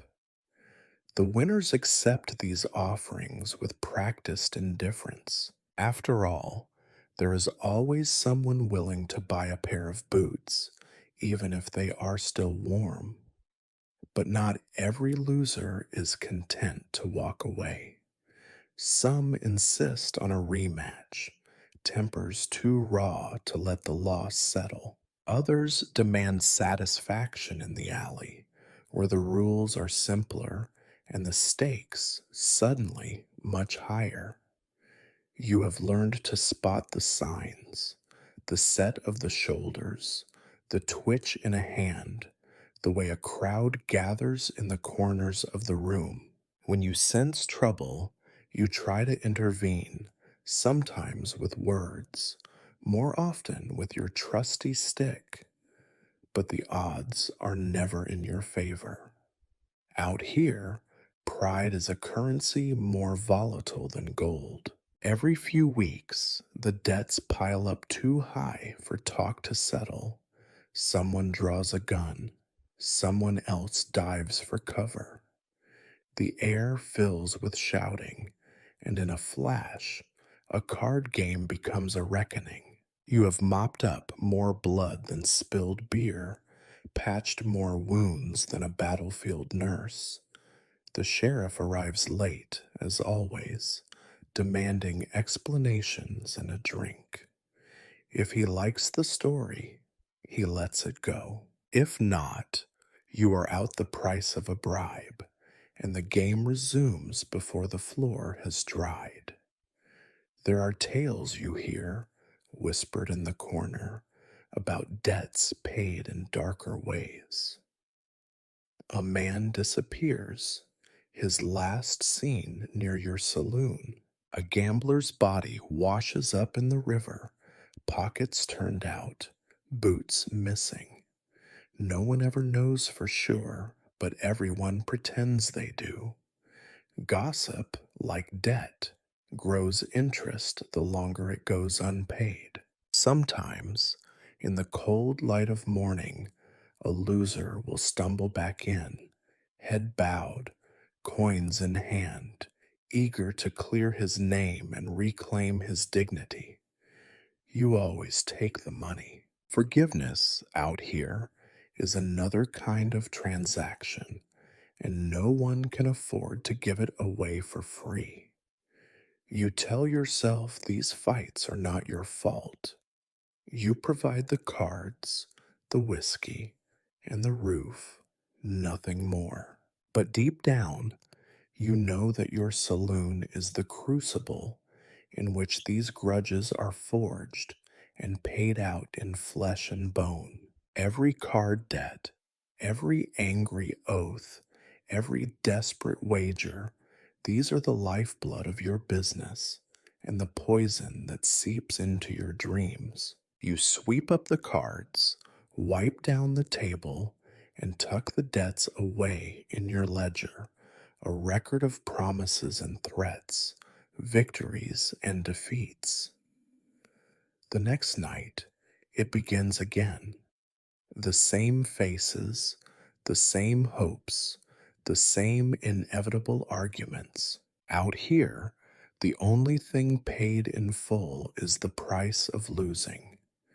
And if the ledger is never balanced, if the debts linger like the echo of last night's fight, well, at least you have learned to live with a little imbalance. After all, it is not really the money that keeps them coming back.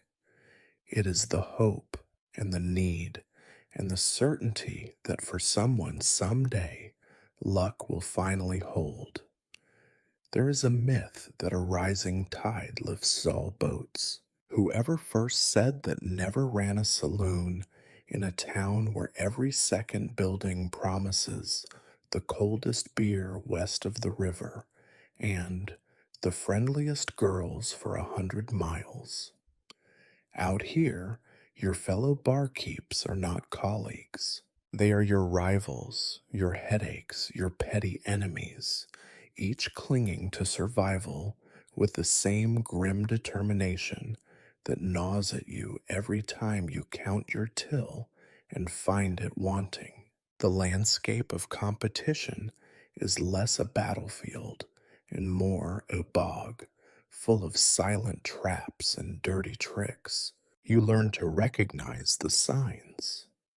The way customers drift in one week, then vanish the next, lured away by promises of a new card game, a fresh faced girl, or whiskey that allegedly does not taste of shoe leather and regret. When you pass another saloon on the way to the supplier's wagon, you exchange nods with the other owner, polite, tight, and utterly insincere. You know your chief competitor by the sound of his laughter more than his words. There is Jasper, proprietor of the Golden Prairie, whose eyes are always calculating and whose handshake is somehow both limp and crushing. Jasper smiles at you in public, brags about his secret recipe punch, and claims to wish you all the best. Privately, he watches your customers, counts your deliveries, and has a knack for knowing exactly when your best help is about to quit. He poaches Sally for a day's higher wage, then sends her back reeking of perfume and condescension, and she returns quieter than before. It is never open war. That would be too simple, too honest. Instead, you trade jabs behind each other's backs. He brags about his superior liquor. You quietly mention the time a patron spent 3 days vomiting after drinking at his bar. He puts a sign out front: clean glasses, no extra charge.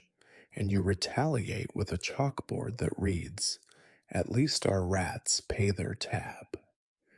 The regulars lap up the drama, shifting loyalties according to who serves the stronger drink or turns a blinder eye to the odd unpaid round. Sabotage is a language all its own. You find broken glass on your doorstep some mornings, or muddy footprints leading to the storeroom that you know are not yours. Once, your best barrel of whiskey was accidentally rerouted to the Starlight Saloon. You made do with whatever was left: half a barrel of sour beer and a bottle of rot gut no one would claim.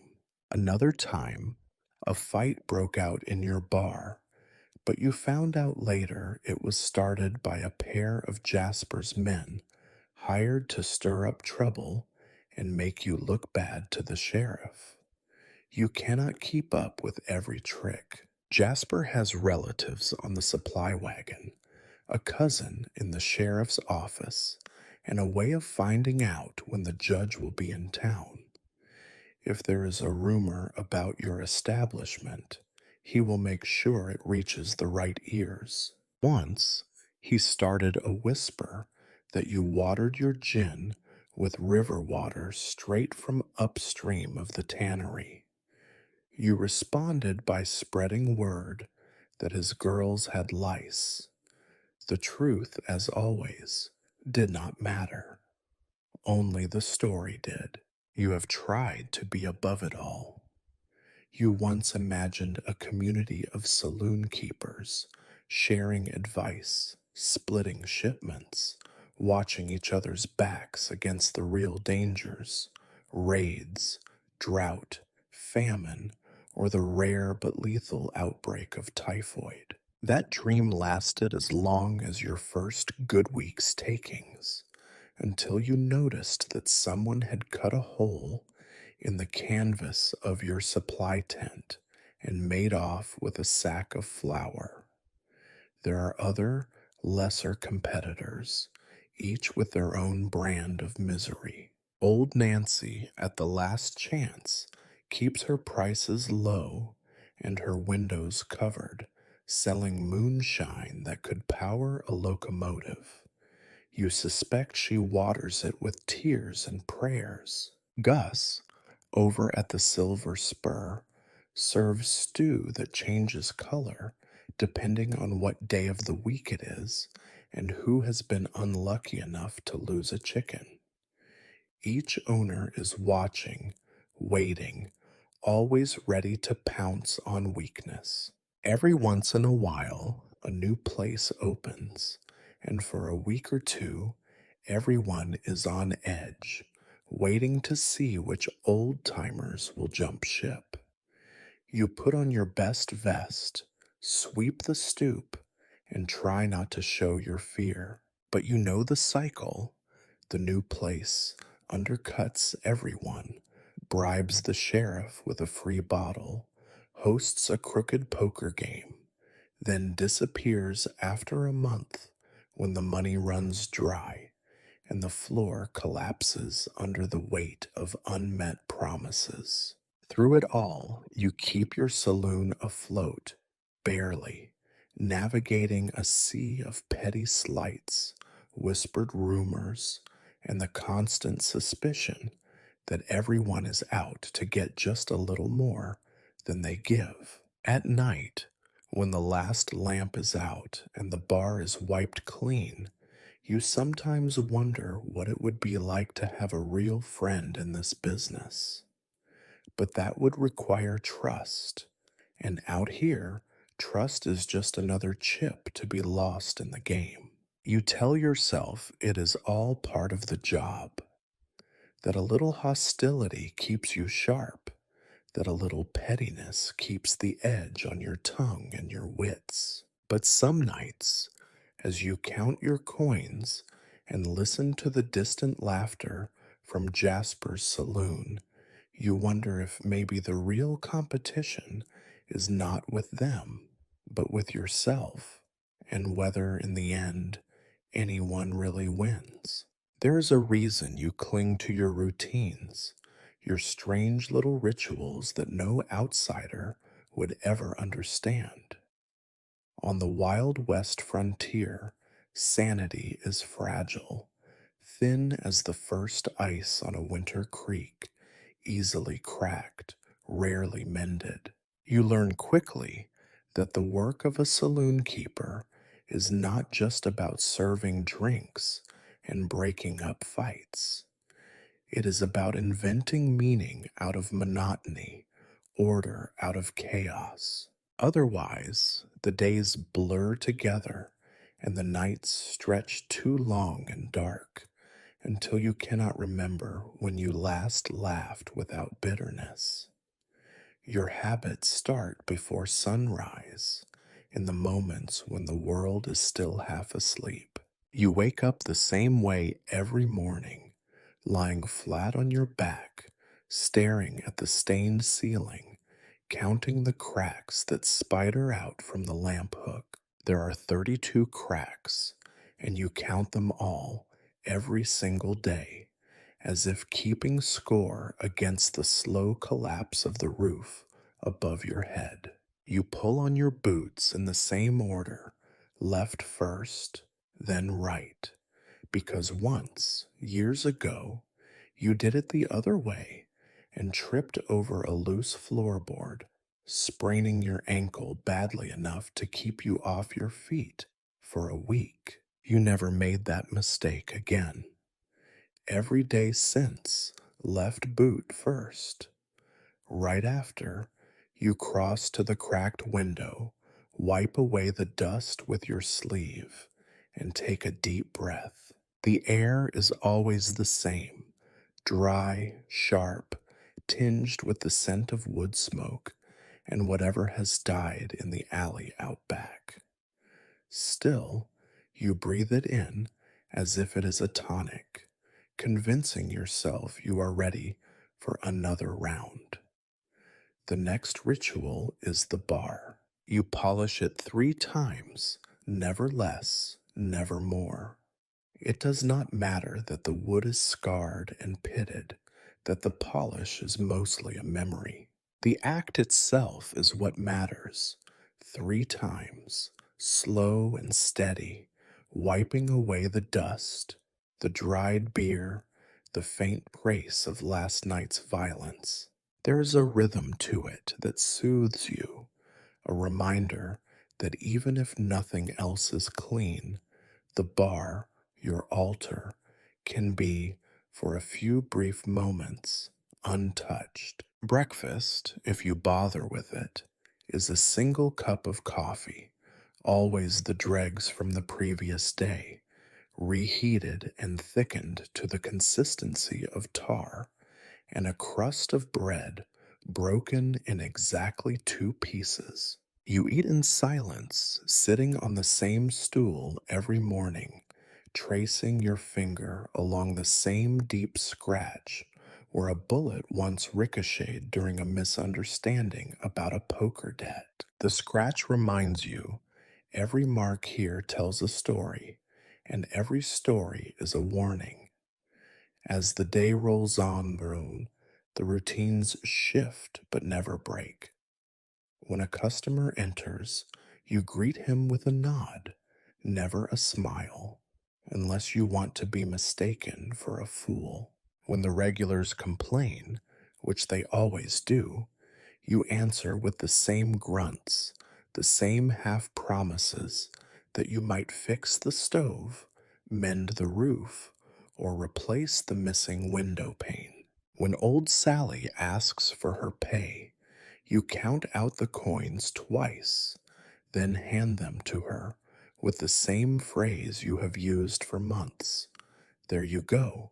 Careful now. She never says thank you, and you never expect her to. There are darker habits, too, born of necessity rather than choice. Before every night's rush, you double check the stick hidden beneath the bar. You count the bottles behind you, making sure you know which ones are full, which are nearly empty, which can be watered down again without drawing suspicion. You keep the ledger tucked under the till, and in every time you write in it, you whisper a curse under your breath, as if your anger could somehow add a few extra dollars to the balance. You speak to yourself more often than you care to admit. Sometimes it is out loud, sometimes only in your head. You recite the names of every customer who owes you money, muttering them like a prayer or a curse. You repeat the stories you have heard 100 times, telling them to the empty room at closing, just to remind yourself that you are still here, still listening. Superstitions find their way into your day, uninvited but persistent.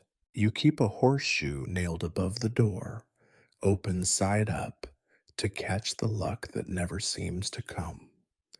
You never sweep the dust out the front door at night, only in the morning, for fear of sweeping out what little fortune remains.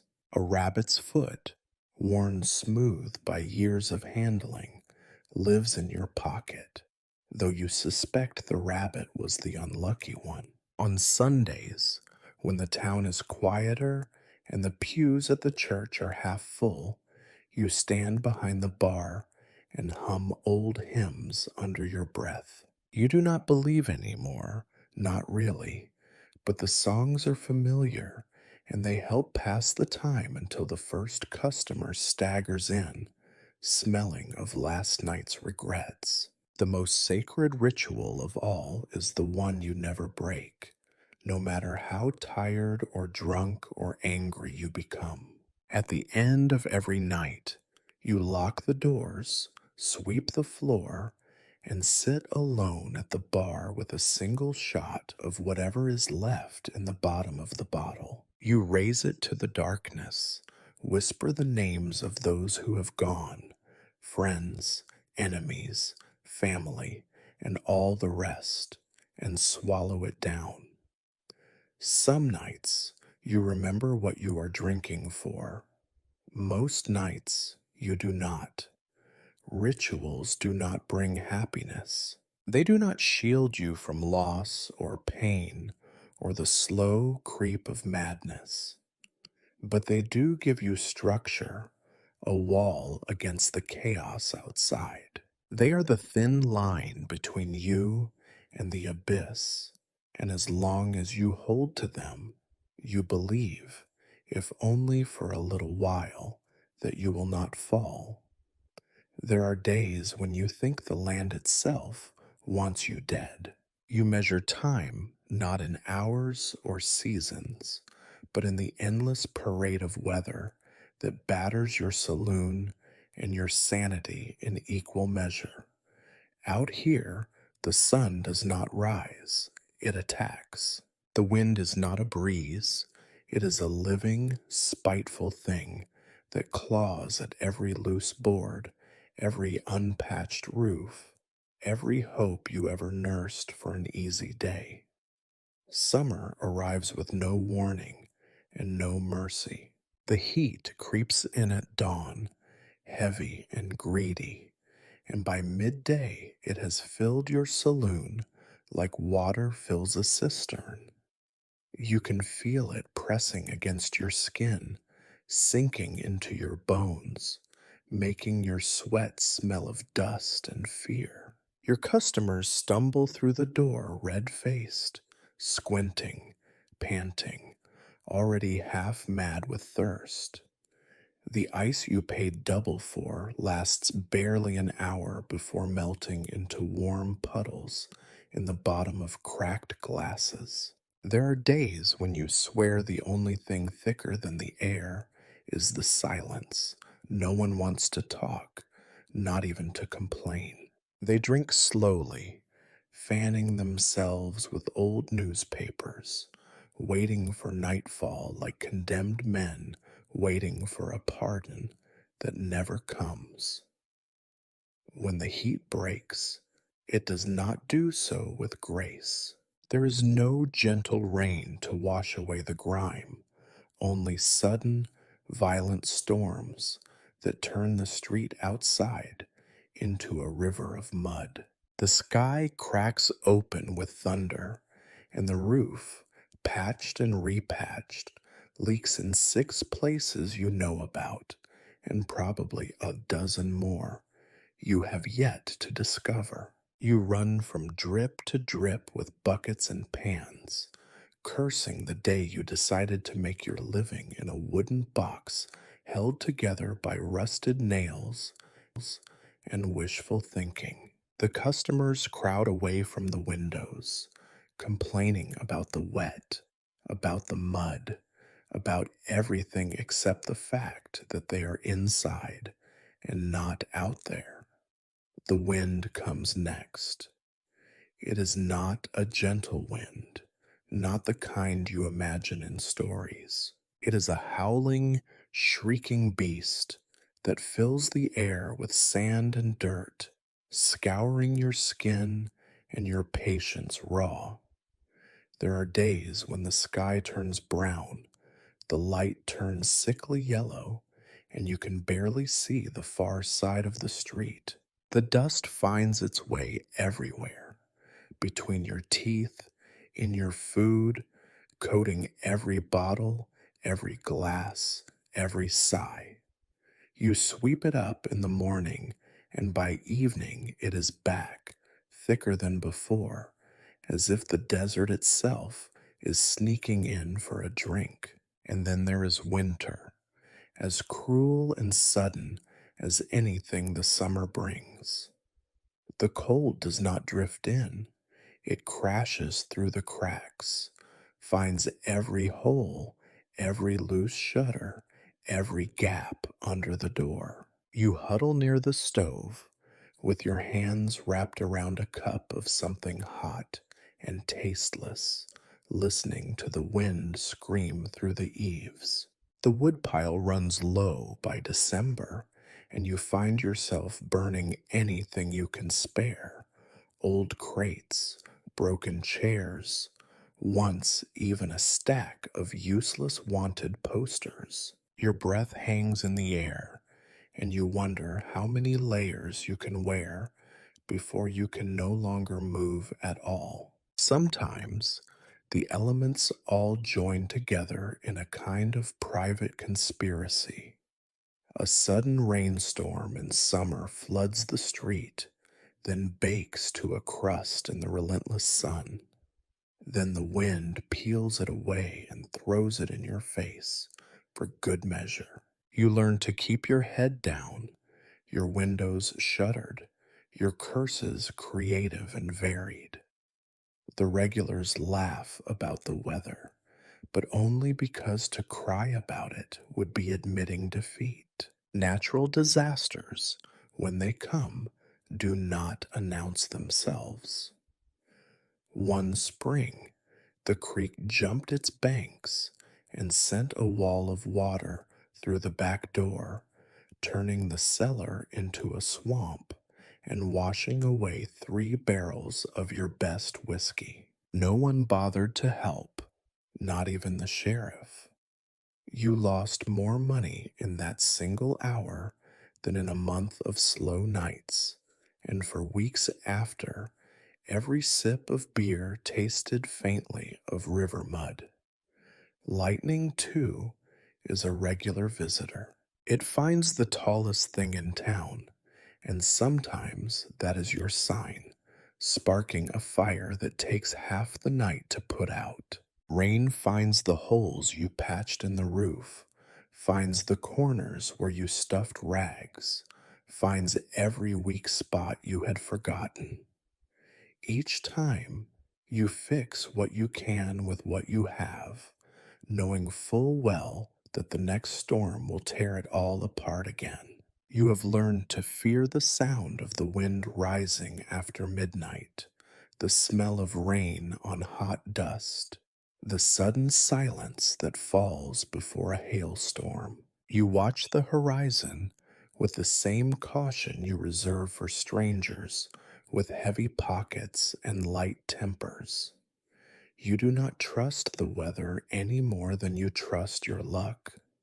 Still, you endure. You mop, you sweep, you patch, you curse. Some nights, when the wind rattles the windows and the rain hammers the roof, you pour yourself a drink, sit by the flickering lamplight, and try to remember a time when the elements did not feel so personal, so vindictive. It is a losing battle, but out here, every battle is. In the end, the weather always wins. You just learn to survive the beating, patch the leaks, and keep your head down until the sun rises again. If anyone asks what it takes to keep a saloon running out here, you can answer with one word: everything. Not just your time, your money, your patience, but your hands, your back, and every last shred of your sanity. The building is less a structure than an ongoing project, a puzzle you never finish, a set of chores that multiply like mice under the floorboards. Every day, something is broken, and every day, you are the only one left to fix it. The walls of your saloon have stories to tell, none of them happy. Each plank is warped, every board a different color, scavenged from whatever you could buy or steal. The nails hold grudgingly, often replaced with bent wire, bits of horseshoe, or whatever could be hammered into a crack. There are places where sunlight slices through the gaps, casting strange patterns on the sticky floor.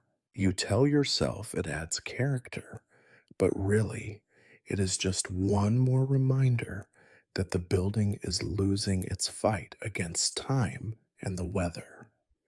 The roof, patched so many times you have lost count, leaks in a dozen spots. You know the sound of rain as it hits each pan, bucket, and pot you keep on hand to catch the drips, a metallic orchestra that plays every time the sky opens up.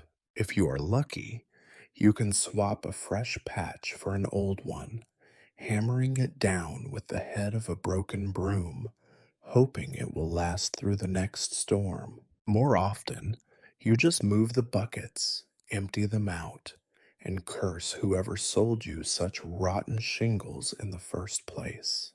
Floors are worse. You cannot remember when the boards were last new, maybe before you were born, maybe never. Each day you step around the soft spots, the squeaky ones, the places where a man might drop straight through to the dirt below if he is not careful. You warn the girls, the regulars, even the drunks, but there is always one who forgets and comes away limping, cursing you as if it were your fault the world is full of holes. Windows are another story. Glass is expensive, hard to come by, and almost never stays unbroken for long.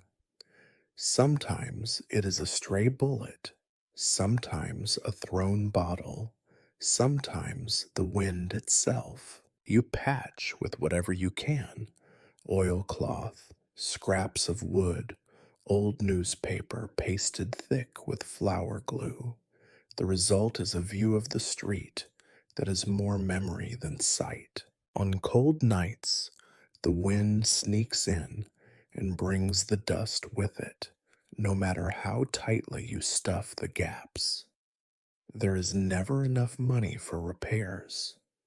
You do the work yourself, or you do not do it at all. You scavenge nails, beg boards from passing wagons, barter for hinges, and once traded 2 bottles of whiskey for a single door that did not fit, but could be made to hang with enough patience. The tools are just as worn: a hammer with a splintered handle, a saw with half its teeth, a set of screwdrivers so bent you could use them for corkscrews in a pinch. Sometimes you hire help: a handyman drifting through town, a boy eager for a penny, one of the girls who says her father was a carpenter. Their work is as good as their mood and the promise of payment. More than once, you have found a repair has made things worse: a support beam sawn through, a patch of roof nailed over a nest of wasps. You swear, throw your hat on the ground, and fix it yourself. Everything in the saloon is always on the verge of falling apart. The bar, lovingly polished each morning, wobbles on uneven legs.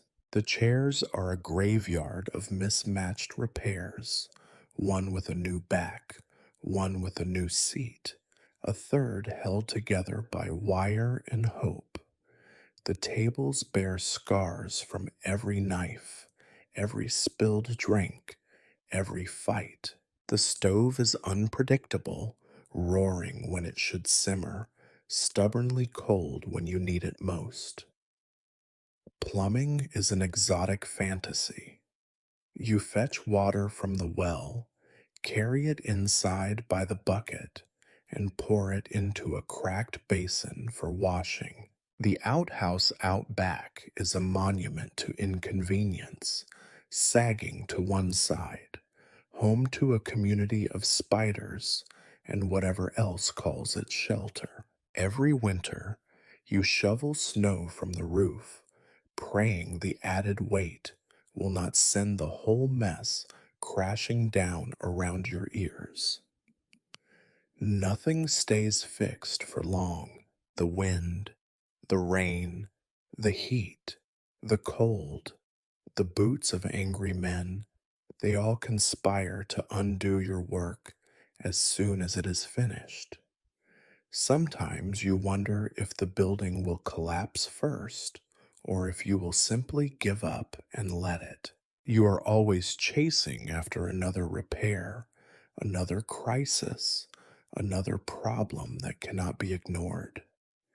If you ever sit still, the whole place starts to feel as if it is sighing around you, preparing to slump into the dirt and disappear. Yet you endure because you must. You fix what you can, patch what you cannot, and try to laugh at the rest. Each nail hammered is a declaration of stubbornness. Each patch, each mended chair, each leak caught before it ruins another barrel is an act of rebellion against the slow collapse of everything you own. You tell yourself that next month, next year, you will find the money to do things right. But deep down, you know the truth. You are not building a future, only delaying the inevitable. Still, as long as the saloon stands, so do you. And for one more night, one more storm, one more lost soul stumbling through the door, that is enough. You might think that your greatest threats are outlaws, drifters with guns, or storms that rip the roof from above your head. But in truth, it is the daily habits of your ordinary customers that wear you down most. You live among thieves, cheats, and petty scoundrels, though they rarely think of themselves that way. Out here, survival is an art of small mischiefs, and no one is innocent. You learned early that anything left unattended is fair game. Leave a bottle on the bar, and it will walk away. Turn your back on the till for a moment, and a few coins vanish, silent as breath. You once trusted your regulars, but after old Tom slipped 3 spoons and a butter knife into his boot, you began keeping inventory as best you could. Even then, you know the losses are constant. A mug missing here, a cracked plate gone there, a chair disappearing in the night, only to resurface at the neighbor's porch as firewood. Theft is rarely bold. Your patrons are not professional criminals. They are simply practiced opportunists. If you leave the storeroom open, someone will borrow a hunk of cheese or a wedge of bread. If you forget to lock the back door, you will find your stores lighter by morning. Once, you caught a miner sneaking out with a slab of bacon under his hat. You confronted him, and he stared at you with such brazen innocence that you almost let him keep it. Almost. There is a peculiar etiquette to the pilfering. Small items are up for grabs, but touch the cash box or the whiskey barrel, and you will find the town united against you. Even thieves have their codes. It is as if everyone accepts a little dishonesty, so long as no one is greedy. You adapt by keeping your best bottles hidden, your cash close, and your trust in short supply. Then there are the lies. Stories change from day to day, like the weather. A man claims to have struck gold, promises to pay you after the next haul. A woman insists her man is on his way with the money, though you have seen him, broke and limping, outside the blacksmith shop all week. There are endless tales of hardship, lost wallets, dying relatives, and lucky breaks just around the corner. You play along, nodding, sometimes extending a line of credit you know will never be repaid, simply because confrontation costs more than kindness. Besides, what is one more name in your ever growing ledger of debts? Petty mischief fills the empty hours. The girls carve initials into the tables and swap salt for sugar behind your back. The boys play pranks with frogs in the water pail or slick the floor with bacon fat before a dance. The older men gossip in low voices, spreading rumors that twist and grow with every telling. Someone claims you water your whiskey with creek runoff. Another says the sheriff is sweet on Sally, and that is why she always gets her pay first. You ignore what you can, stamp out what you must, and learn to expect that order is a temporary visitor in your establishment. Theft extends beyond goods. Your very patience is plundered, bit by bit. Arguments break out over missing coins, cards suspected of being marked, or the mysterious disappearance of a favorite mug. No one ever admits to wrongdoing, and the more trivial the offense, the greater the denial. Sometimes the culprit is so earnest in protest that you start to doubt yourself, wondering if you miscounted after all. You are not immune to the temptations yourself. Sometimes, late at night, you pocket a coin left on the table, one the drunkard will not remember. Sometimes you short pour a glass, reasoning that you deserve a little extra for the trouble. The line between survival and sin blurs so completely that you stop caring where it runs. If you can justify it to yourself, you assume the others can too. It is not all malice. Much of it is simply habit, a way of getting by in a world where everyone is short of something: money, hope, comfort, sleep. You see the same behavior at the other saloons, in the boarding house, even in the church. Out here, virtue is a luxury few can afford, and trust is not a currency anyone spends lightly. Some nights, you lock every door, double check the windows, and stash your meager savings under a loose board in the floor. Still, you sleep lightly, dreaming of footsteps in the hall, shadows flitting across the moonlit floor.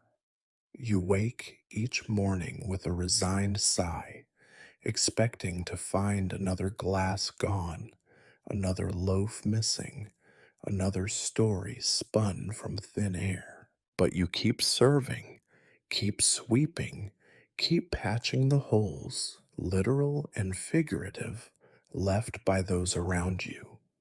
You accept the small losses as the cost of doing business, as the price of survival in a place where everyone is just getting by. You have learned at last that the Wild West is not tamed by law or force. It is ruled by small hands and sly smiles, by quiet tricks and little thefts, by the constant, grinding need that never quite goes away. And so you adapt. You count your spoons, watch your back, and forgive more than you ought. Out here, everyone takes a little, sometimes even you. Out here, hope is not a grand, sweeping thing. It is a flicker, a candle stub guttering in a cracked glass, barely enough to light your way from one night to the next. If you survive on anything, it is this: not the certainty that things will get better, but the possibility, however remote, that they might for a minute look less bleak. Your hopes are never extravagant. They are practical, stubborn little things, bred from repetition and disappointment. You hope for a decent barrel of whiskey that does not taste entirely of regret. You hope the next supply wagon will arrive on time, without weevils in the flour or rain-soaked sacks of spoiled beans. You hope that one day the sheriff might pay his tab, or the judge will rule in your favor in some minor dispute. You hope the roof will hold through the next storm, that the stove will not smoke too badly, that the lamp oil will last through the night. These are the modest dreams that get you out of bed, the promises you whisper to yourself when the world is silent and the air is thick with old smoke.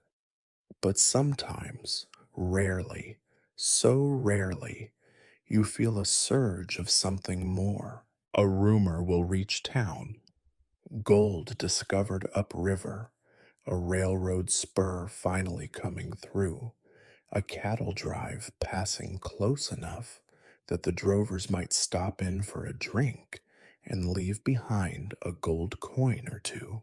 The saloon fills with talk, laughter, the restless energy of men and women who have not felt lucky in years. For an hour, maybe a night, it feels as though everything is possible. You allow yourself to imagine paying off your debts, fixing the roof, maybe buying a new suit or a decent pair of boots. You even imagine, foolishly, putting some money aside, an emergency fund, a down payment on a better future. These flashes of light are dangerous. They lift you, fill your chest with something suspiciously like pride. You walk a little taller, bark your orders with a little more authority, even smile at the regulars. For a moment, you remember what it felt like to hope in earnest, to believe that life could turn, that something good might come from all this waiting and work. For a moment, you are someone else, a saloon keeper on the verge of something grand, a man with options. But out here, disappointment is patient. It waits just out of sight, ready to tumble all your small hopes like a row of dominoes. The gold strike turns out to be fool's gold. The railroad bends away, favoring a rival town. The cattle drive moves on. The drovers leave behind only dust and broken chairs. The judge is bought. The sheriff is drunk. The roof leaks anyway. A barrel that promised to be whiskey turns out to be little more than wood and water. The new suit remains a fantasy. Your boots wear a new hole, and the emergency fund is emptied before it begins. Your hopes are deflated, not with a bang, but with a long, low sigh. The real pain is not in the disasters. They are expected, almost welcome in their predictability. No, it is in the near misses, the days when hope almost feels justified. The letter from a distant cousin promising a visit that never materializes. The customer who tips generously, then vanishes for good. The girl who says she might stay if things get better. The boy who promises to work hard if you give him just one more chance. Each time you want to believe, and each time the world gently, inexorably reminds you to settle down, to expect less, to take what little you are given, and count yourself lucky. You see it in the faces of your customers, too. Their hopes are not so different from yours. The miner who is sure the next shaft will be the big one. The gambler who knows his luck will turn.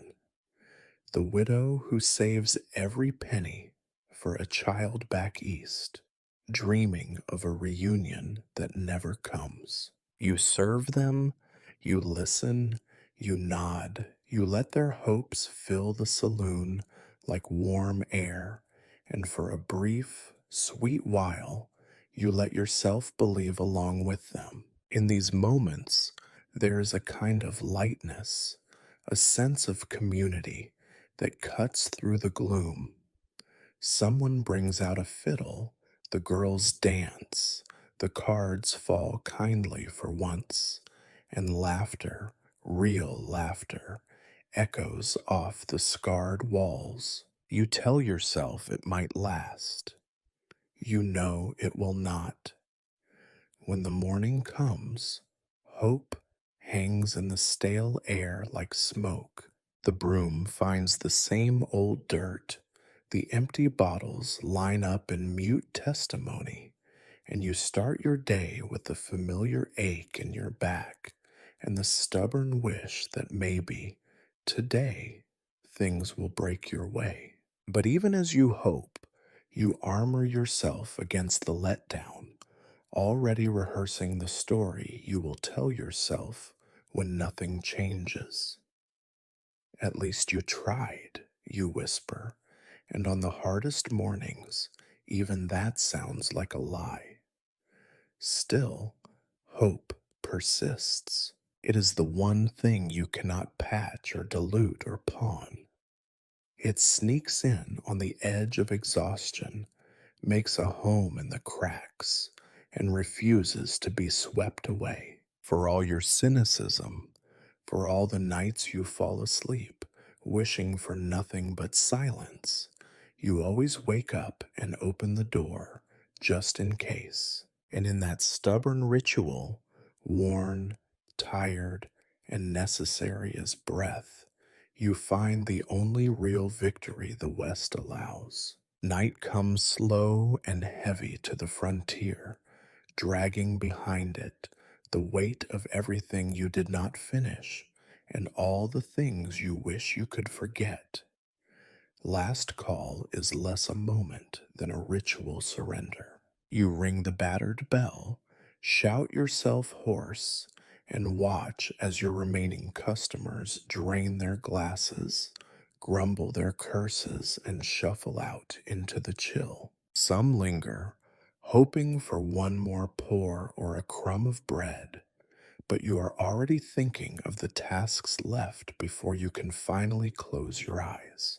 The first job is clearing the detritus of the day: upturned chairs, stained tablecloths, a deck of cards with more corners than faces. You collect in empty bottles, sweep up broken glass, and right the stools, knocked askew by arguments or the careless stumble of a drunk. The floor is a patchwork of muddy footprints, spilt beer, and the odd trail of something you hope is only tobacco juice. You scrub at stains that have outlived 3 presidents, knowing you will see them again tomorrow. You check the doors and windows, making sure each is latched tight, a habit as ingrained as breathing. There is a ritual to this. Jiggle the front latch twice. Test the back door with your shoulder. Slide the bolt on the cellar trap. You have learned the hard way that trouble likes to slip in after dark, sometimes on 2 legs, sometimes on 4. More than once, you have woken to find a stray dog or a desperate neighbor picking over your stores, and you would rather not repeat the lesson. The lights go out one by one, first the lamps above the bar, then the one by the stairs, last of all the flickering candle in your own cramped quarters. Each pool of darkness creeps closer, swallowing the edges of the room, until only the faint glow of the dying stove keeps the shadows at bay. You listen to the building settle, wood groaning, glass rattling in its putty, a faint scurry of something behind the wall. These sounds are your lullaby, reminders that even if you are alone, you are never quite solitary. You wash up in cold water from a dented basin, the soap a thin sliver more memory than substance. You do not bother changing clothes. Whatever you wore today will do for tomorrow, and besides, clean shirts are for Sundays and funerals. You splash your face, stare at your reflection in the cracked mirror, and wonder when your eyes started looking older than your father's. Some nights, you try to recall the last time you saw your own face by daylight and not by lamplight. The answer escapes you. Your bed is a cot in the back room, narrow and sagging, crowded by a trunk of receipts, a pile of spare rags, and the ever present bucket for leaks. The mattress smells faintly of mildew and old dreams, and the pillow has learned to expect your complaints. You lie down with a sigh, knees pulled up, arms folded, body curled against the chill that seeps through every wall. Sleep does not come quickly. Your mind is crowded with unfinished business, debts unpaid, arguments unresolved. You replay each conversation, each moment of irritation, each smile you forced, until the details blur into a kind of fog. Sometimes a mouse scurries across the floor, bold as a banker. Sometimes a windstorm rattles the shutters and makes you wonder if the roof will survive the night. On quieter nights, You can hear the town breathing, someone singing down the street, the distant bark of a dog, the low murmur of a couple arguing as they pass beneath your window. These are the sounds that tell you life, in all its raggedness, goes on whether you are part of it or not. If you are lucky, you drift off quickly, pulled under by exhaustion. More often, you lie awake, counting the minutes by the pop and hiss of the dying fire. Sometimes you dream, a memory of rain back home, a childhood dinner, a face you have not seen in years. Sometimes the dreams are nightmares, gunshots, empty shelves, the sheriff's knock at your door, the faces of those you could not help or could not save. You wake with your heart pounding, sweat cold on your brow, grateful for the silence, for the nothing. On the very worst nights, you stare at the ceiling, tracing the lines of water stains and listening to your own breathing. You wonder how many more mornings you have in you, how many more nights you can drag yourself from this bed and back behind the bar. But dawn always comes, one way or another, and with it, a new round of chores, of disappointments, of small, stubborn hopes. You rise with the sun, or before it, body aching, eyes gritty. You put your boots on in the same order, count the cracks in the ceiling, and begin again, because there is nothing else to do and nowhere else to go. The world outside the saloon will not change for you, and so you endure, one day and one sleep at a time. This is how you fall asleep on the Wild West frontier, not with comfort, not with peace, but with the dogged resolve that has carried you through every day before. If you are lucky, tomorrow will be the same as today. If you are truly blessed, it will not be worse. And so, in darkness and fatigue, you slip beneath the thin blanket, clutch hope in one hand and resignation in the other, and close your eyes just long enough to do it all again.